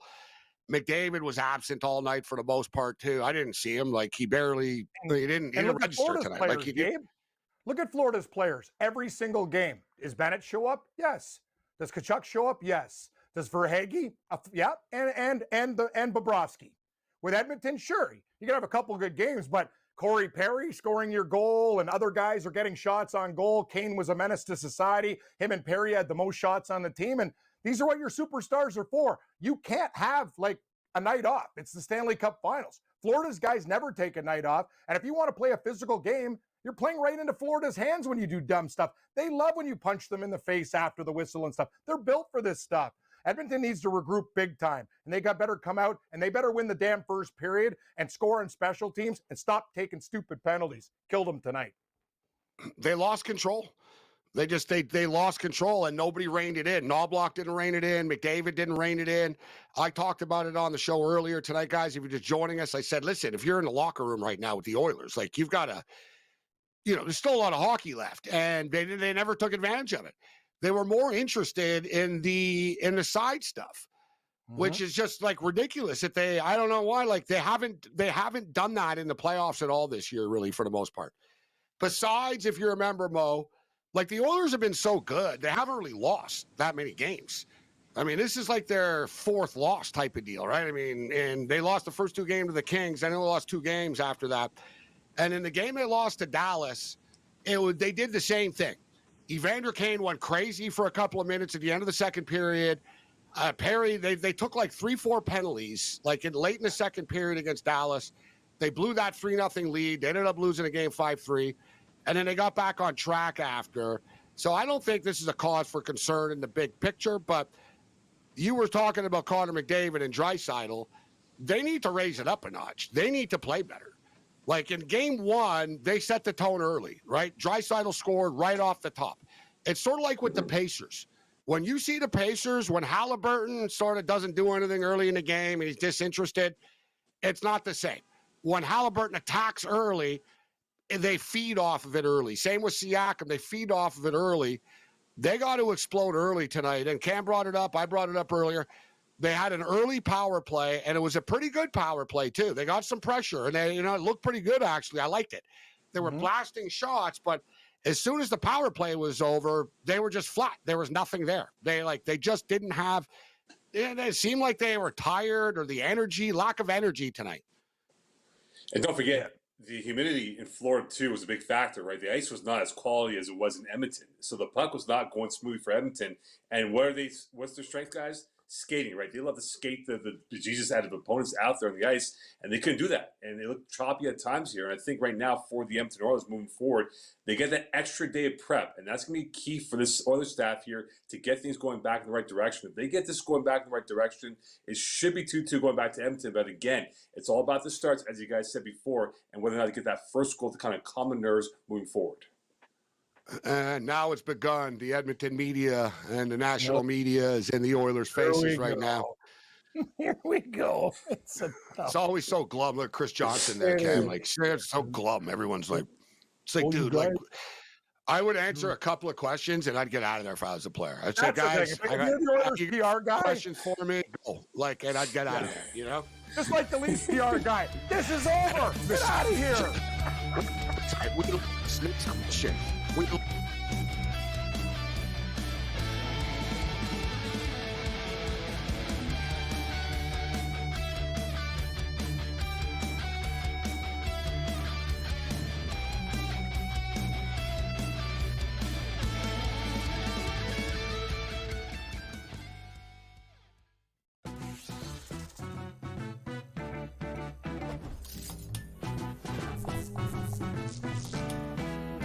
Hey sports fans, here's a tip to keep in mind the next time you make your betting picks. According to research, home field advantage is no joke, especially in those playoffs. In the NBA and the NFL postseason, the home team typically has a 64% shot at victory. Now, go get lucky. See you in Las Vegas. Let's get lucky. I got a feeling Pittsburgh's going to the Super Bowl. I got a feeling there is no chance they're going to the Super Bowl with Aaron Rodgers. I'm just kidding. They're still not expected to have over 8.5 wins. They're still not expected to have a winning record. Now, I know things could change for the next 24 hours. I get that. But everyone expected Aaron Rodgers to sign with him. He's going to sign with him. Pharrell Coast to Coast, only on SportsGrid. Plenty of takeaways from Yankees-Dodgers where LA sent a message on Saturday, and the only way the Yankees could salvage it was somehow beating Yamamoto, and they did.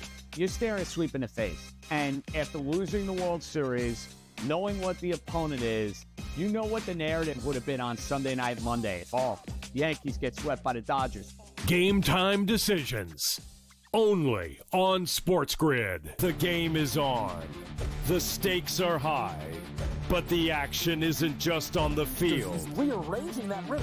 Get it inside! SportsGrid's in-game live. Your ultimate second screen experience. A little flyer, couple 18.5-point live line. Every prop, every play, every day. Anything can happen. It's complete chaos.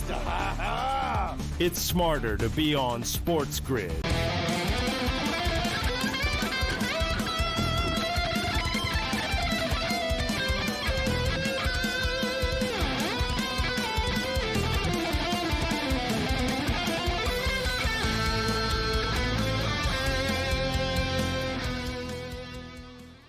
This is SportsRage. I am Morency. It's hot as hell in here. Mo brought up how the Oilers could have been put up by the Heat in Florida a little bit, which I would kind of buy into a little bit, but it's hot in Edmonton now too. It's actually pretty hot there. And I saw them talking about it actually before the game, and they said that it used to be worse in the Florida arena down there. But a couple of years ago, they spent like $3-4 million or something on a better ice and chilling system because the ice was bad in the past and when they got to the playoffs. So they did improve it, and the temperature in the arena was 56 degrees. It's pretty good. Yeah, but the thing is, you add 18,000 people or whatever, 17,000 people, and you know what I mean? And the ice will get choppier, but that's not an excuse. In the same way that we can use the excuse for the Vancouver Whitecaps, who I said the same thing. I'm like, these guys look like they've been drugged. And I'm sure you saw, Mo, Jesse Marsh, head coach of Team Canada, said he believes that the Whitecaps were poisoned. The owner of the Whitecaps believes it as well, but he said I can't prove it, right? He said, he goes, we don't have proof of this, but he goes, something's not right here. Our guys just aren't sick like they got weird stuff going on now. That's wild. Yeah. And Columbus got sick last year, Cam, at the final. They coincidentally. Interesting. These Mexicans will do anything. Hey, like they can't lose to he was like, you can't play these games in Mexico because you're poisoning us. Like, basically. That's the best. They're poisoning us. But in all seriousness, too, like, do you trust every waiter in Sunrise, Florida and stuff? As the Oilers, you almost want to stay in like one spot and not go here and not go there and bring your own guys teams in. Like, the Whitecaps did bring their own cook.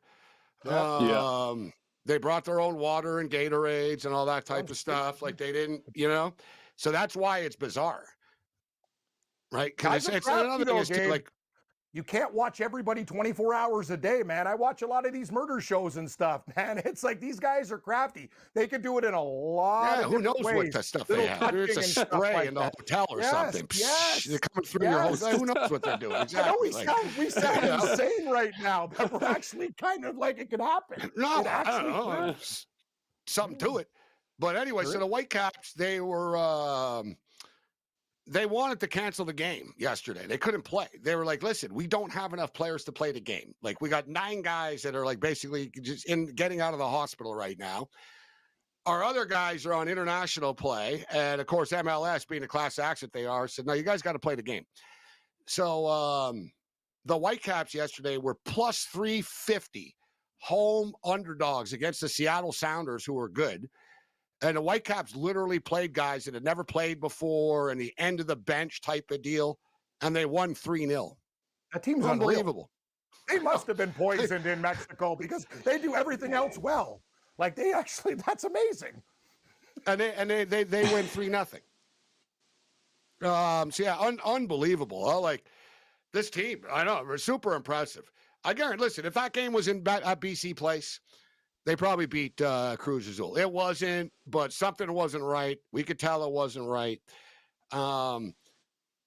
It is what it is, but something to keep your eye on for the World Cup, guys, with teams going to Mexico. Amo? Poisoning. No, but let's not forget, though, right? When they go to these spots, they're actually training bases, right, for World Cup, Euro Cup events. So they're not going to be actually in hotels, but they're going to stay at 5-star resorts, which will have the guarantees of security and making sure that they get A+ 5-star accommodations. So really, aside from the World Cup final, 5-star resorts? What about all the breakfasts that can get into the resort? If some cartel wants to bet on the game, they could easily get to someone that works at the resort. Trust me. Like they get to judges. They can get to a hotel. We were in Mexico with a receiver from Boise State, and I said, don't leave the property. And they text us, I'm in jail. I go, I told you not to go with the policia. Like, hey, what are you doing? He's gone. Like, it's just, Gabe, great. Like people might think we're crazy and cracking jokes right now. No, but seriously though, like these things can happen. They can. No, happen. I thought it was real. I said I think they've been drugged, and then the Team Canada's head coach, he's not even the coach of the Whitecaps. Yeah. So like he doesn't even have a reason to like, you know what I mean? It's like people are like, oh, you lost 5-0. He's not even the coach of the team. But he has history with Mexico, right? Because he was USA's coach, so he knows. He said, guys, this happens there all the time. And he goes, I'm tired of staying silent about this. It's not a coincidence. And he started rattling off all the things that have happened with players getting sick and violently ill there. I hope he's got And- protection, Gabe. He's on their list now. You know, you expose these guys. I hope Canada doesn't have to play in Mexico. That won't be good. No, they really will poison us this time. They'll be like, "Oh, you want to get poisoned?" Huh? So, if I was the Oilers, I'd accuse the hotel of poisoning us.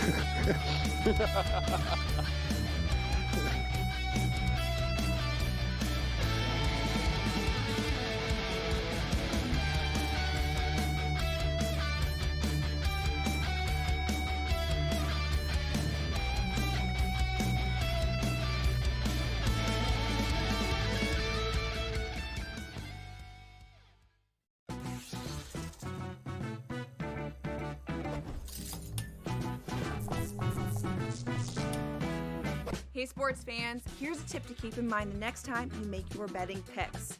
According to research, home field advantage is no joke, especially in those playoffs. In the NBA and the NFL postseason, the home team typically has a 64% shot at victory. Now, go get lucky. See you in Las Vegas. Let's get lucky. I got a feeling Pittsburgh's going to the Super Bowl.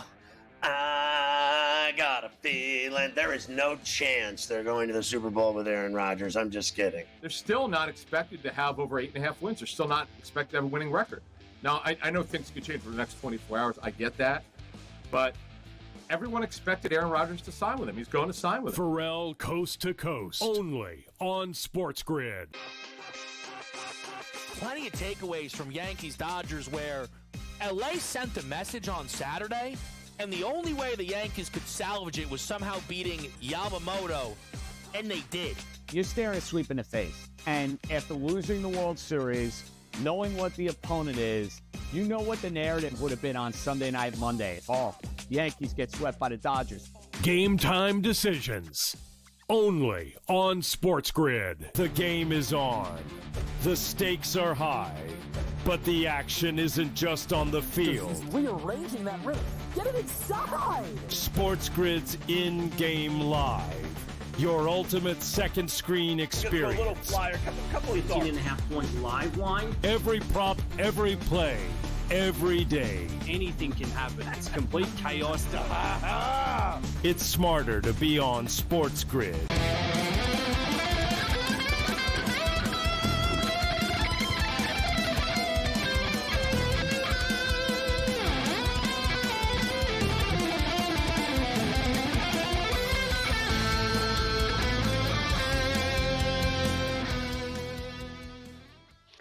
This is SportsRage. I'm Morency. Just quick soccer talk as far as the World Cup is concerned. I saw that they're really not happy about like this America World Cup thing, the way that it's playing out with the qualifying that takes so long. Long story short, I was reading about Team England. They don't know where they're going to go. And they won't know until, like, it made me think of him when he talked about training grounds. And you know, these big nations in the World Cup, like they really are staying at like the 5-star resorts and stuff, right? Mm-hmm. You know, like Spain's team, they don't stay in a hotel. Like they're staying at a golf course or something, at a private resort, and they buy the whole resort out. Nobody else is there. It's just the team, etc. Except they don't know where they're going to be. And they're all over the place. Like England was like, yeah, we might play a game in Toronto. And like, I don't know why, but England thinks that they're going to be in Kansas City for whatever reason. Like there's a buzz with the Brits that they're going to stick them in Kansas. And another thing is they can't put a lot of teams in the U.S. in the bracket because the teams are banned from the country, right? So like it's a real weird World Cup. No, I'm serious, Mo. Like if you think about it, you know they're going to put England in the U.S. bracket, guys, right? Because that'll be like it's an English-speaking country, etc. Like Colombians aren't even allowed in the United States right now. Like there's a long list, like Iran, actually. Iran's in the World Cup. They're not allowed in. What are they going to do? Too. Yeah, exactly, Bo. Like, what are they going to do? They're going to say, all right, we're going to put those nations in Canada or Mexico, right? Like, so it's a real mess, this thing. But my point is, like, too, the teams don't know where they're going to be. And America and Canada are so big, it's a real pain for them. They're like, well, what if we play here and then we got to set up shop there, but we're not going to know until like May Like, so they're all panicked, kind of like they're not going to be able to book the spots because the spots are going to be taken because they don't know where they're playing. And I was looking at that, guys, like they really should. Like, we should know who's going to be playing who. Like, we don't know until like literally like 6 weeks, 8 weeks before the World Cup starts, Mo, for the most part.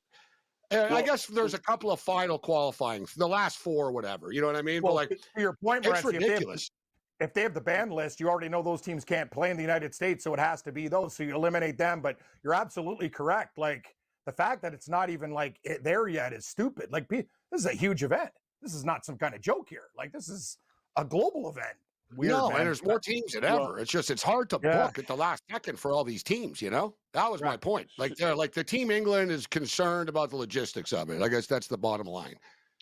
Right. But you see, the World Cup draw will be early December, right? So we'll know the sites and dates for all the games that will be played. And usually a year out is when the federations scope out sites.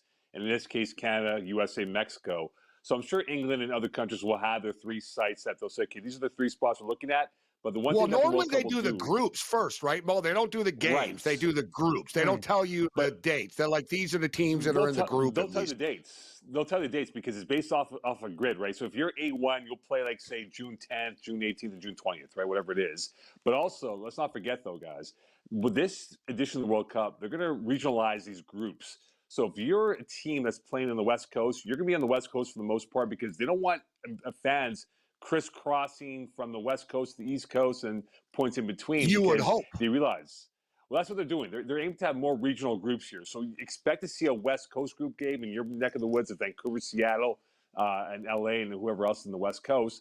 And same thing for the Southeast and also for Canada and all points in between. So I think what we're going to see by December 10th when they do the World Cup draw is who will play who, and we'll know where we're going to be going to for the World Cup games by the time next June hits.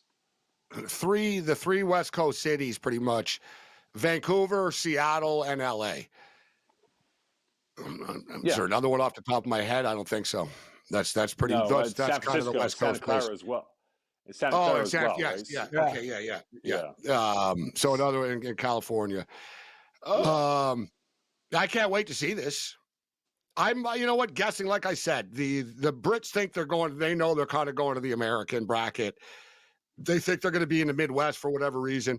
I wouldn't be surprised, like you said, Mo. There's a ton of Brazilians here. Like, I wouldn't be surprised, like Japan as well ends up in Vancouver. Cam, the Toronto, Australia, he's going to call. The Toronto Cam would love to get Italy. Oh, you know what I mean? Or Big Portugal. Time. Or Portugal. Great point, Italy though, or you bring up. Portugal. What about all the Brits in Kansas City? There are going to be so many guys in jail there. Like, they're done. You're in Midwest with those fans? That's what I'm saying, Cam. Imagine if you sent the Brits to Mexico. They almost should. They'll all get arrested. Like, it'll be a disaster. They should tell them, and England, you're in the Mexico City group. Yeah, that would be great. It'd be too funny. Oh, half of England's going to be arrested. They're going to put the Latin countries in Mexico. They're going to put, they're going to mix it up. Like, I'm even worried about the Brits in Kansas City. It's pretty tough there. These guys walking all drunk. I don't want them here. Let them go to KC, Cam. I don't want them to burn the city down. I don't want them here. Great. Oh, that's God. Yes, amazing. Can't wait. Are you into this FIFA World Cup thing, the Club World Cup, Mo? I am, but it's just a lot of it's a stress on the players. Pep Guardiola and a few other bigger clubs have said, why are we playing this tournament going into a World Cup year? Because realistically speaking, guys, they get 3 weeks off after the domestic seasons, and now they'll play another month of soccer, and then they're going to be back in their European leagues and worldwide leagues by mid-August. So really, a lot of these guys are going to be stretched out. So when you look at the World Cup next year, guys, I know we're far away from betting lines.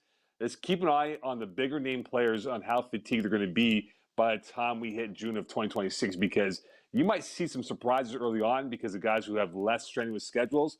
But this is going to be one of those tournaments here where it's a money grab. And already we're seeing ticket prices be reduced because they have not sold out some of the opening games involving Inter Miami and some of the bigger name clubs coming over from the overseas to play in this fake tournament that they're going to have for FIFA in the U.S. in the next couple of weeks here. Yeah, you're right. I was reading, I read the some British and European newspapers, and they're all not happy about this tournament at all. Like they're not, oh, we're gonna like this is gonna be fun. They're like, this is a cash grab. It's stupid. And another thing is like you got players that aren't even under contract now. They're trying to, they're signing deals, etc. One thing I'll say about that, Mo, and I know it was bad for him and it caused a little bit of grief and stuff, but I think it's okay. I think it was more the agent. Listen, Alonso wanted to play, bro. He wanted to play. Oh, I'm talking about Alfonso Davies. He wanted to play. Yeah. His agent bitched after. Okay, it is what it is. It happened. Jonathan David, guys. Jonathan David is a free agent right now, and he played for Canada. And he was asked point blank after. They said, pretty dangerous, man, especially after what happened with Davies, etc. And he said, I love playing. I love playing for Canada. He said, you can get hurt anytime, man. So you can get hurt in practice. So I don't think like that. And I love his style that he said that. I don't think like that. I like playing football, and you can get hurt anytime. So Jonathan David stepped up. But I was going to say, Mo, with Davies, it's too bad he got hurt, but it's almost a good thing because, like you said, a lot of these players are going to be tired. Davies going to be nice and refreshed coming back for the World Cup next year.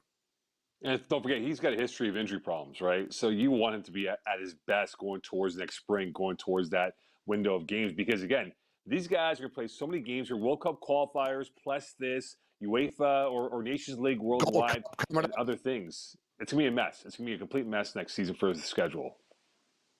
There's too much soccer. They're nut jobs. Yes. Yep. It's too much. Like the Whitecaps, remember, Ken, the Whitecaps play Wednesday night in Vancouver, Sunday night in Mexico. Like, it's ridiculous. Like, it's all, and I don't care how much of an athlete you are. It's hard. You're up and down, up and down, up and down. Soccer's hard, man. If you want to be good, like you're running all the time. It's like you have to be a fantastic athlete, man. It's a lot. It's way too much. Players earn their salaries, man, for the amount of money that they play, that they got these guys flying around everywhere.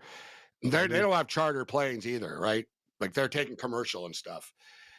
They sometimes they'll have their own plane for big games, but for the most part, it's not easy. It's a grind. It's a grind. This MLS schedule, man. Like I said, the Whitecaps played 4 games in 14 days last month.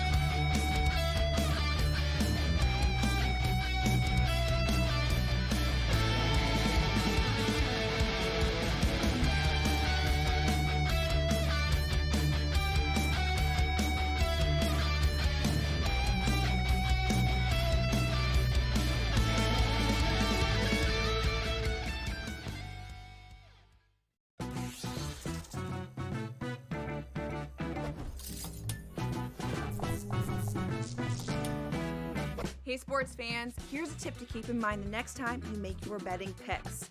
According to research, home field advantage is no joke, especially in those playoffs. In the NBA and the NFL postseason, the home team typically has a 64% shot at victory. Now, go get lucky. See you in Las Vegas. Let's get lucky. I got a feeling Pittsburgh's going to the Super Bowl. I got a feeling there is no chance they're going to the Super Bowl with Aaron Rodgers. I'm just kidding. They're still not expected to have over 8.5 wins. They're still not expected to have a winning record. Now, I know things could change for the next 24 hours. I get that. But everyone expected Aaron Rodgers to sign with him. He's going to sign with him. Pharrell Coast to Coast, only on SportsGrid. Plenty of takeaways from Yankees-Dodgers where LA sent the message on Saturday, and the only way the Yankees could salvage it was somehow beating Yamamoto, and they did. You're staring a sweep in the face. And after losing the World Series, knowing what the opponent is, you know what the narrative would have been on Sunday night, Monday. Oh, Yankees get swept by the Dodgers.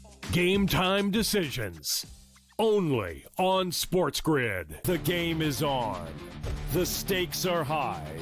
But the action isn't just on the field. Rearranging that rim. Get it inside! SportsGrid's in-game live. Your ultimate second screen experience. A little flyer, couple of 18.5-point live line. Every prop, every play, every day. Anything can happen. It's complete chaos. It's smarter to be on SportsGrid.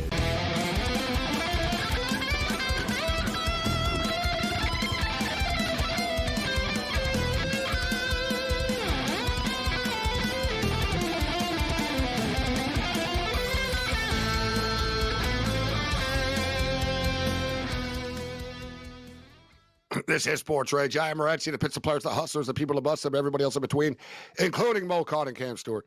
All right, we'll get to the NBA Finals, although they're not playing until Wednesday. The NBA Finals. CFL football, Mo, week 1. What did you think? I was at the BC Lion game. I don't know how much you saw of the game. First half was kind of sloppy. It wasn't very good. Yep. Like, you could tell, like, BC were very intent on running the ball. Like, they were possessed with it. On third and short, like on much short situations, they kept on running the ball, and they kept on getting stuffed. And they got stuffed on the goal line early in the game. It was a little bit frustrating, but the second half, things started to flow for them offensively, and they started to throw the ball deep down the field. It was a nice win for them in the first hour. Buck Pierce, gets it going. Edmonton looked like they still have a lot of the same problems that they've had in the past.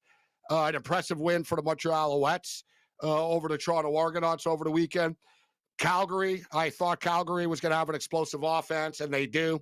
That was a big-time win for the Stamps in week 1. And Ottawa stumbled early, came back, and then ended up falling short against the Rough Riders. What did you think of week 1 in the CFL? We spoke about it, guys, last week. It went according to what we thought it would be, right, from the point spreads and the total numbers we had here. And I just think that a lot of people are on Ottawa right now. And I'm not buying to Ottawa because, again, this is a team that's undisciplined. And playing against Sask, that it was on Thursday, they didn't show any discipline at all in trying to get the game time points when they're chasing this game. And you wonder now, they got Montreal coming up at home on the weekend or on Friday Night Football. That's a big one for them because if they lose that football game to the Alouettes, guys, I'm not saying the Owls have clinched the division, but it would be the Owls to lose pretty much for what they built up. And again, that defense for Montreal looked ferocious. And I wasn't surprised by the point spread for what they did and how they controlled that tempo in that game against Toronto. I think Calgary was fascinating to watch because this was a team that didn't score 30 points at all last season, and they scored 30 points in their first game. Can they keep up with that? And you look at VA, Vernon Adams Jr., that was good VA, right? But there is bad VA that pops up here, and that's going to happen for the Stampeders from time to time with VA as quarterback. I think for the BC Lions against Edmonton, it was sort of a boxing match where BC was just consistent with their body blows. And, you knew that Trey Ford was going to make a mistake or two along the way, and he did. And I think BC was able to capitalize on that. And it's going to take time for Rourke to get comfortable with Buck Pierce's offense. But there is signs to say that BC definitely has a chance to be a variable in this Grey Cup watch as we move towards the end of the month of June, going towards the summer months as well. Good start for favorites, too, guys. Favorites going 3-1, and Calgary and Hamilton could have gone either way. Gabe, we talked about it. Like Hamilton, what are they, 2 on the road there? But the favorites took care of business in week 1. I ended up closing at 3. I was surprised. People bought in. Hamilton ended up closing as 3-point road favorites.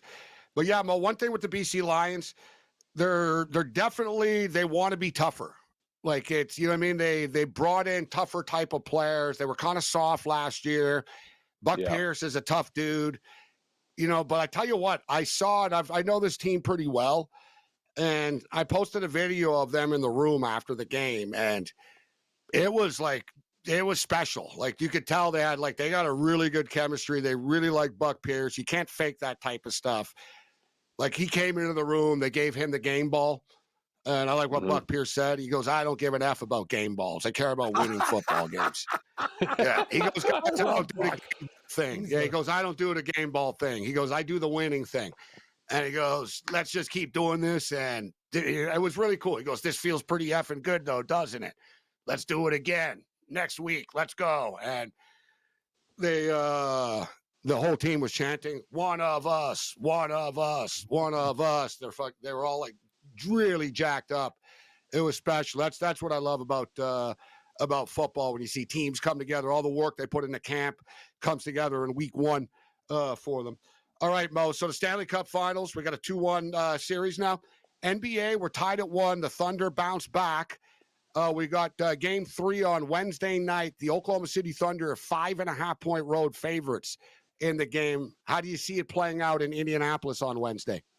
They'll cover. I just think that for Indiana, they kind of went into that game 1 doing what they had to do, right? And they put a smash or grab to win, right? Game 2, you knew OKC was going to be locked in, more focused, and they blew them out after the first quarter. It was like a first-round knockout. But I just think that if Indiana's going to pull off that win, they got to get more from everyone else beyond Halliburton, because it was pretty obvious, guys, on Sunday that it was, as you said before, Gabe, earlier in the segment, in this hour, when he's on, but when he's off, it just discombobulates everything else within that formation for the Indiana Pacers. So Neesmith, you look at even Ben Mathurin, who's coming off the bench now. He's got to be more of a factor. And some of the supporting guys have to go out there and win those 50-50 battles, because quite frankly, I thought Oklahoma looked much more calm, much more in their demeanor of what they are normally, and they play suffocating defense. And that's something that Indiana does so well. So if they're going to win this game on Wednesday here, it's got to come from the supporting cast and less of Halliburton, but from the likes of Mathurin and McConnell and those guys to come up and hit the key shots when it matters most. Cam, what do you think about Wednesday? Are you going to lay the 5.5 or take the 5.5 with the Pacers? Well, if the line Thunder? opened up, we're getting 5.5, and I like what Indiana can do at home. That's the whole thing. We talk about the Thunder being a different animal from home and away, and they won that first game, Gabe. We talk about our spread bet. If Indiana wins one more game, we win. All they have to do is win 2, and we're getting points in this spot. So I'm down with Indiana. I think they can come back. I think it's going to be a really, really tight game. So if I think the Pooch can win, I'll take them. I'll be on the Pacers in game 3. I'm thinking about this now. I'm going to look up the odds and see what it is, guys, of instead of game 3, what's the series price to be 2-2 after 4? Because I think the Pacers will get 1 at home, but I'm not sure which one, guys. Good call. Yeah, you know what I mean? Like, it wouldn't shock me, Cam, if Oklahoma City went in there and beat them down actually on Wednesday. And then we come back to the gets the desperate win in the next game 4, and it tied it at 2. Right? Agreed. But one thing, because guys, Oklahoma City have had a pattern. They normally win the first 2 games at home, go on the road, get killed, then win the next game on the road. But this time it's different because it's 1-1. So like I said, I kind of feel that they're going to split. I'm just not sure which way it goes. But being the NBA, we have a lot of time to figure it out, don't we? It's only on Wednesday night. I got time to make a decision.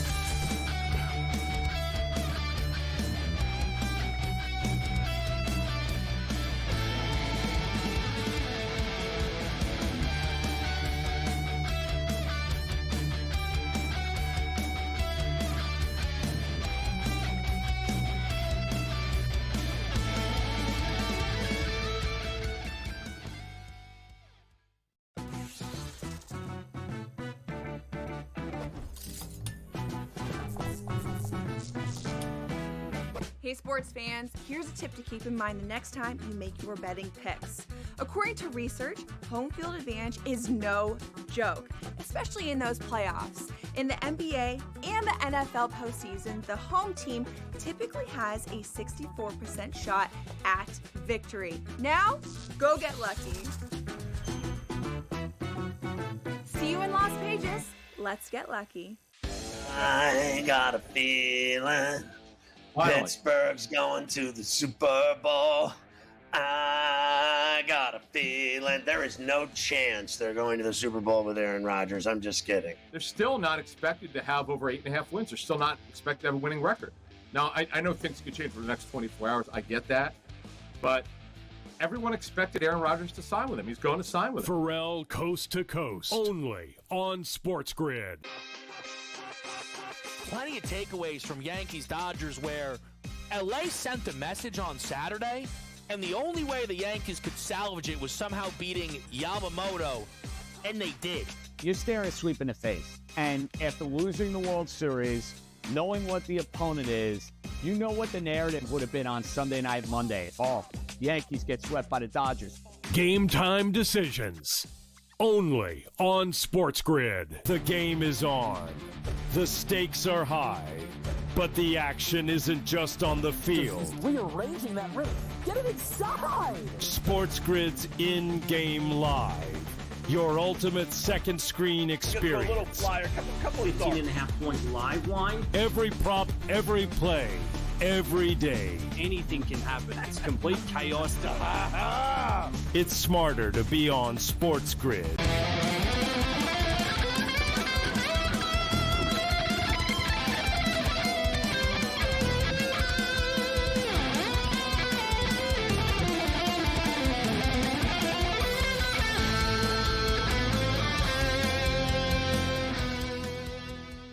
Shout out to our boy Joe Ranieri, Panther fan, one of all 12 of them.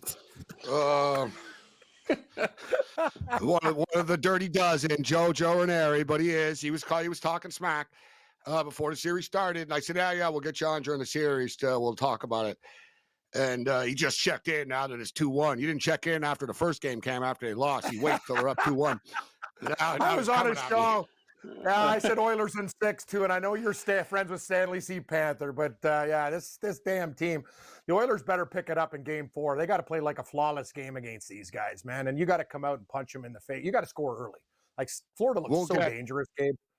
Oh yeah. You know what? Let's see what the number is actually for the game. There'll be a number out for Thursday. Now we got to wait till Thursday. Tomorrow we're gonna have to watch some WNBA, Major League Baseball. Tomorrow, all right, Stanley Cup, Thursday's odds. I said plus 125 before. That's what it is. It's plus 125. Edmonton Oilers they were plus 120 tonight, so you figured it had 5 cents or something. Total 6.5 still? Yeah, plus total money? 6.5, plus 100 to the over, minus 120 to the under. Florida Panthers minus 150. All right, so it's the Canadian Open, and Ryan Fox, crazy like a fox, gets it done, awesome. Cam. I got to tell you something, Gabe. Ryan Fox was in a playoff a few weeks ago, actually beat Canadian Mackenzie Hughes, chipping it in. Sam Burns, who I had at 30-something to 1, he had a 4.5 footer, best putter on tour. He misses. They played 4 holes, but this is the best thing ever to happen. They changed the hole in the middle of the playoff. It's never been done before. They had the guy come out there, put the new hole in so they could attack it with a like a wood instead of laying up with an iron. Fans were going wild, and crazy like a fox gets it done, Gabe. This guy's on fire right now. Ryan Fox, 70 to 1. Kudos to Carver for picking Burns and Fox, who's actually had 2 wins in the last 4 weeks. 70 to 1. Wow. Big number. And Mo, in Montreal this week, we have the Canadian Grand Prix, and I didn't fully realize, Mo, what a disaster it was last year. In Montreal. That, like, can you believe the fire department shut down clubs and like bar patios on like a Friday night and mess with their business? That's not there was like a flood. I complained about being there a couple of years ago and getting all muddy. I'm going to a race, not Woodstock, and I'm all covered in mud trying to get to my seat and stuff like that. I know F1 wasn't happy. I see the mayor of Montreal said, no, it'll be fine this weekend. What's the weather going to be like? And just for the record, Piastri's the favorite at plus 125 now.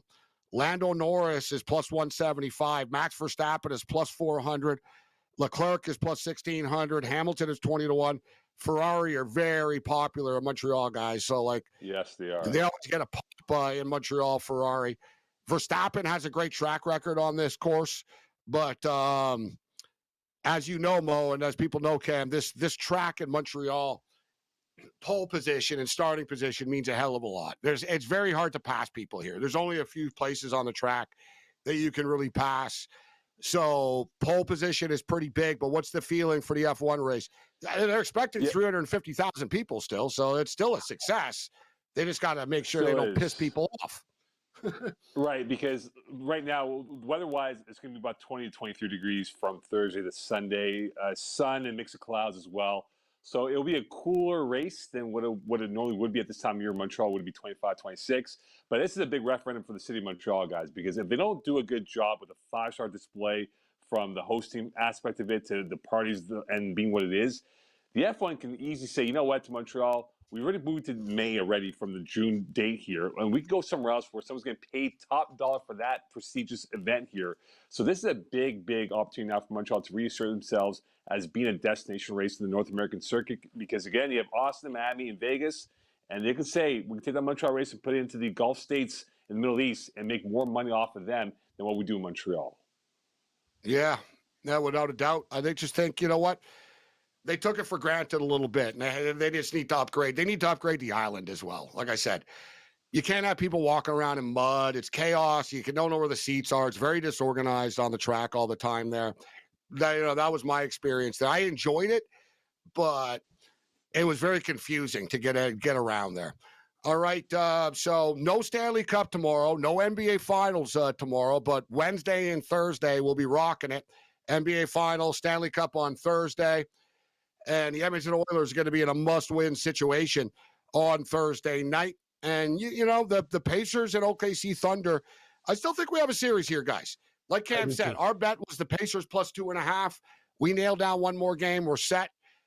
We'll break it down tomorrow night, obviously, all night long on the show. Wednesday's basketball game. I think they're going to split in Indy. I just figure out in which order.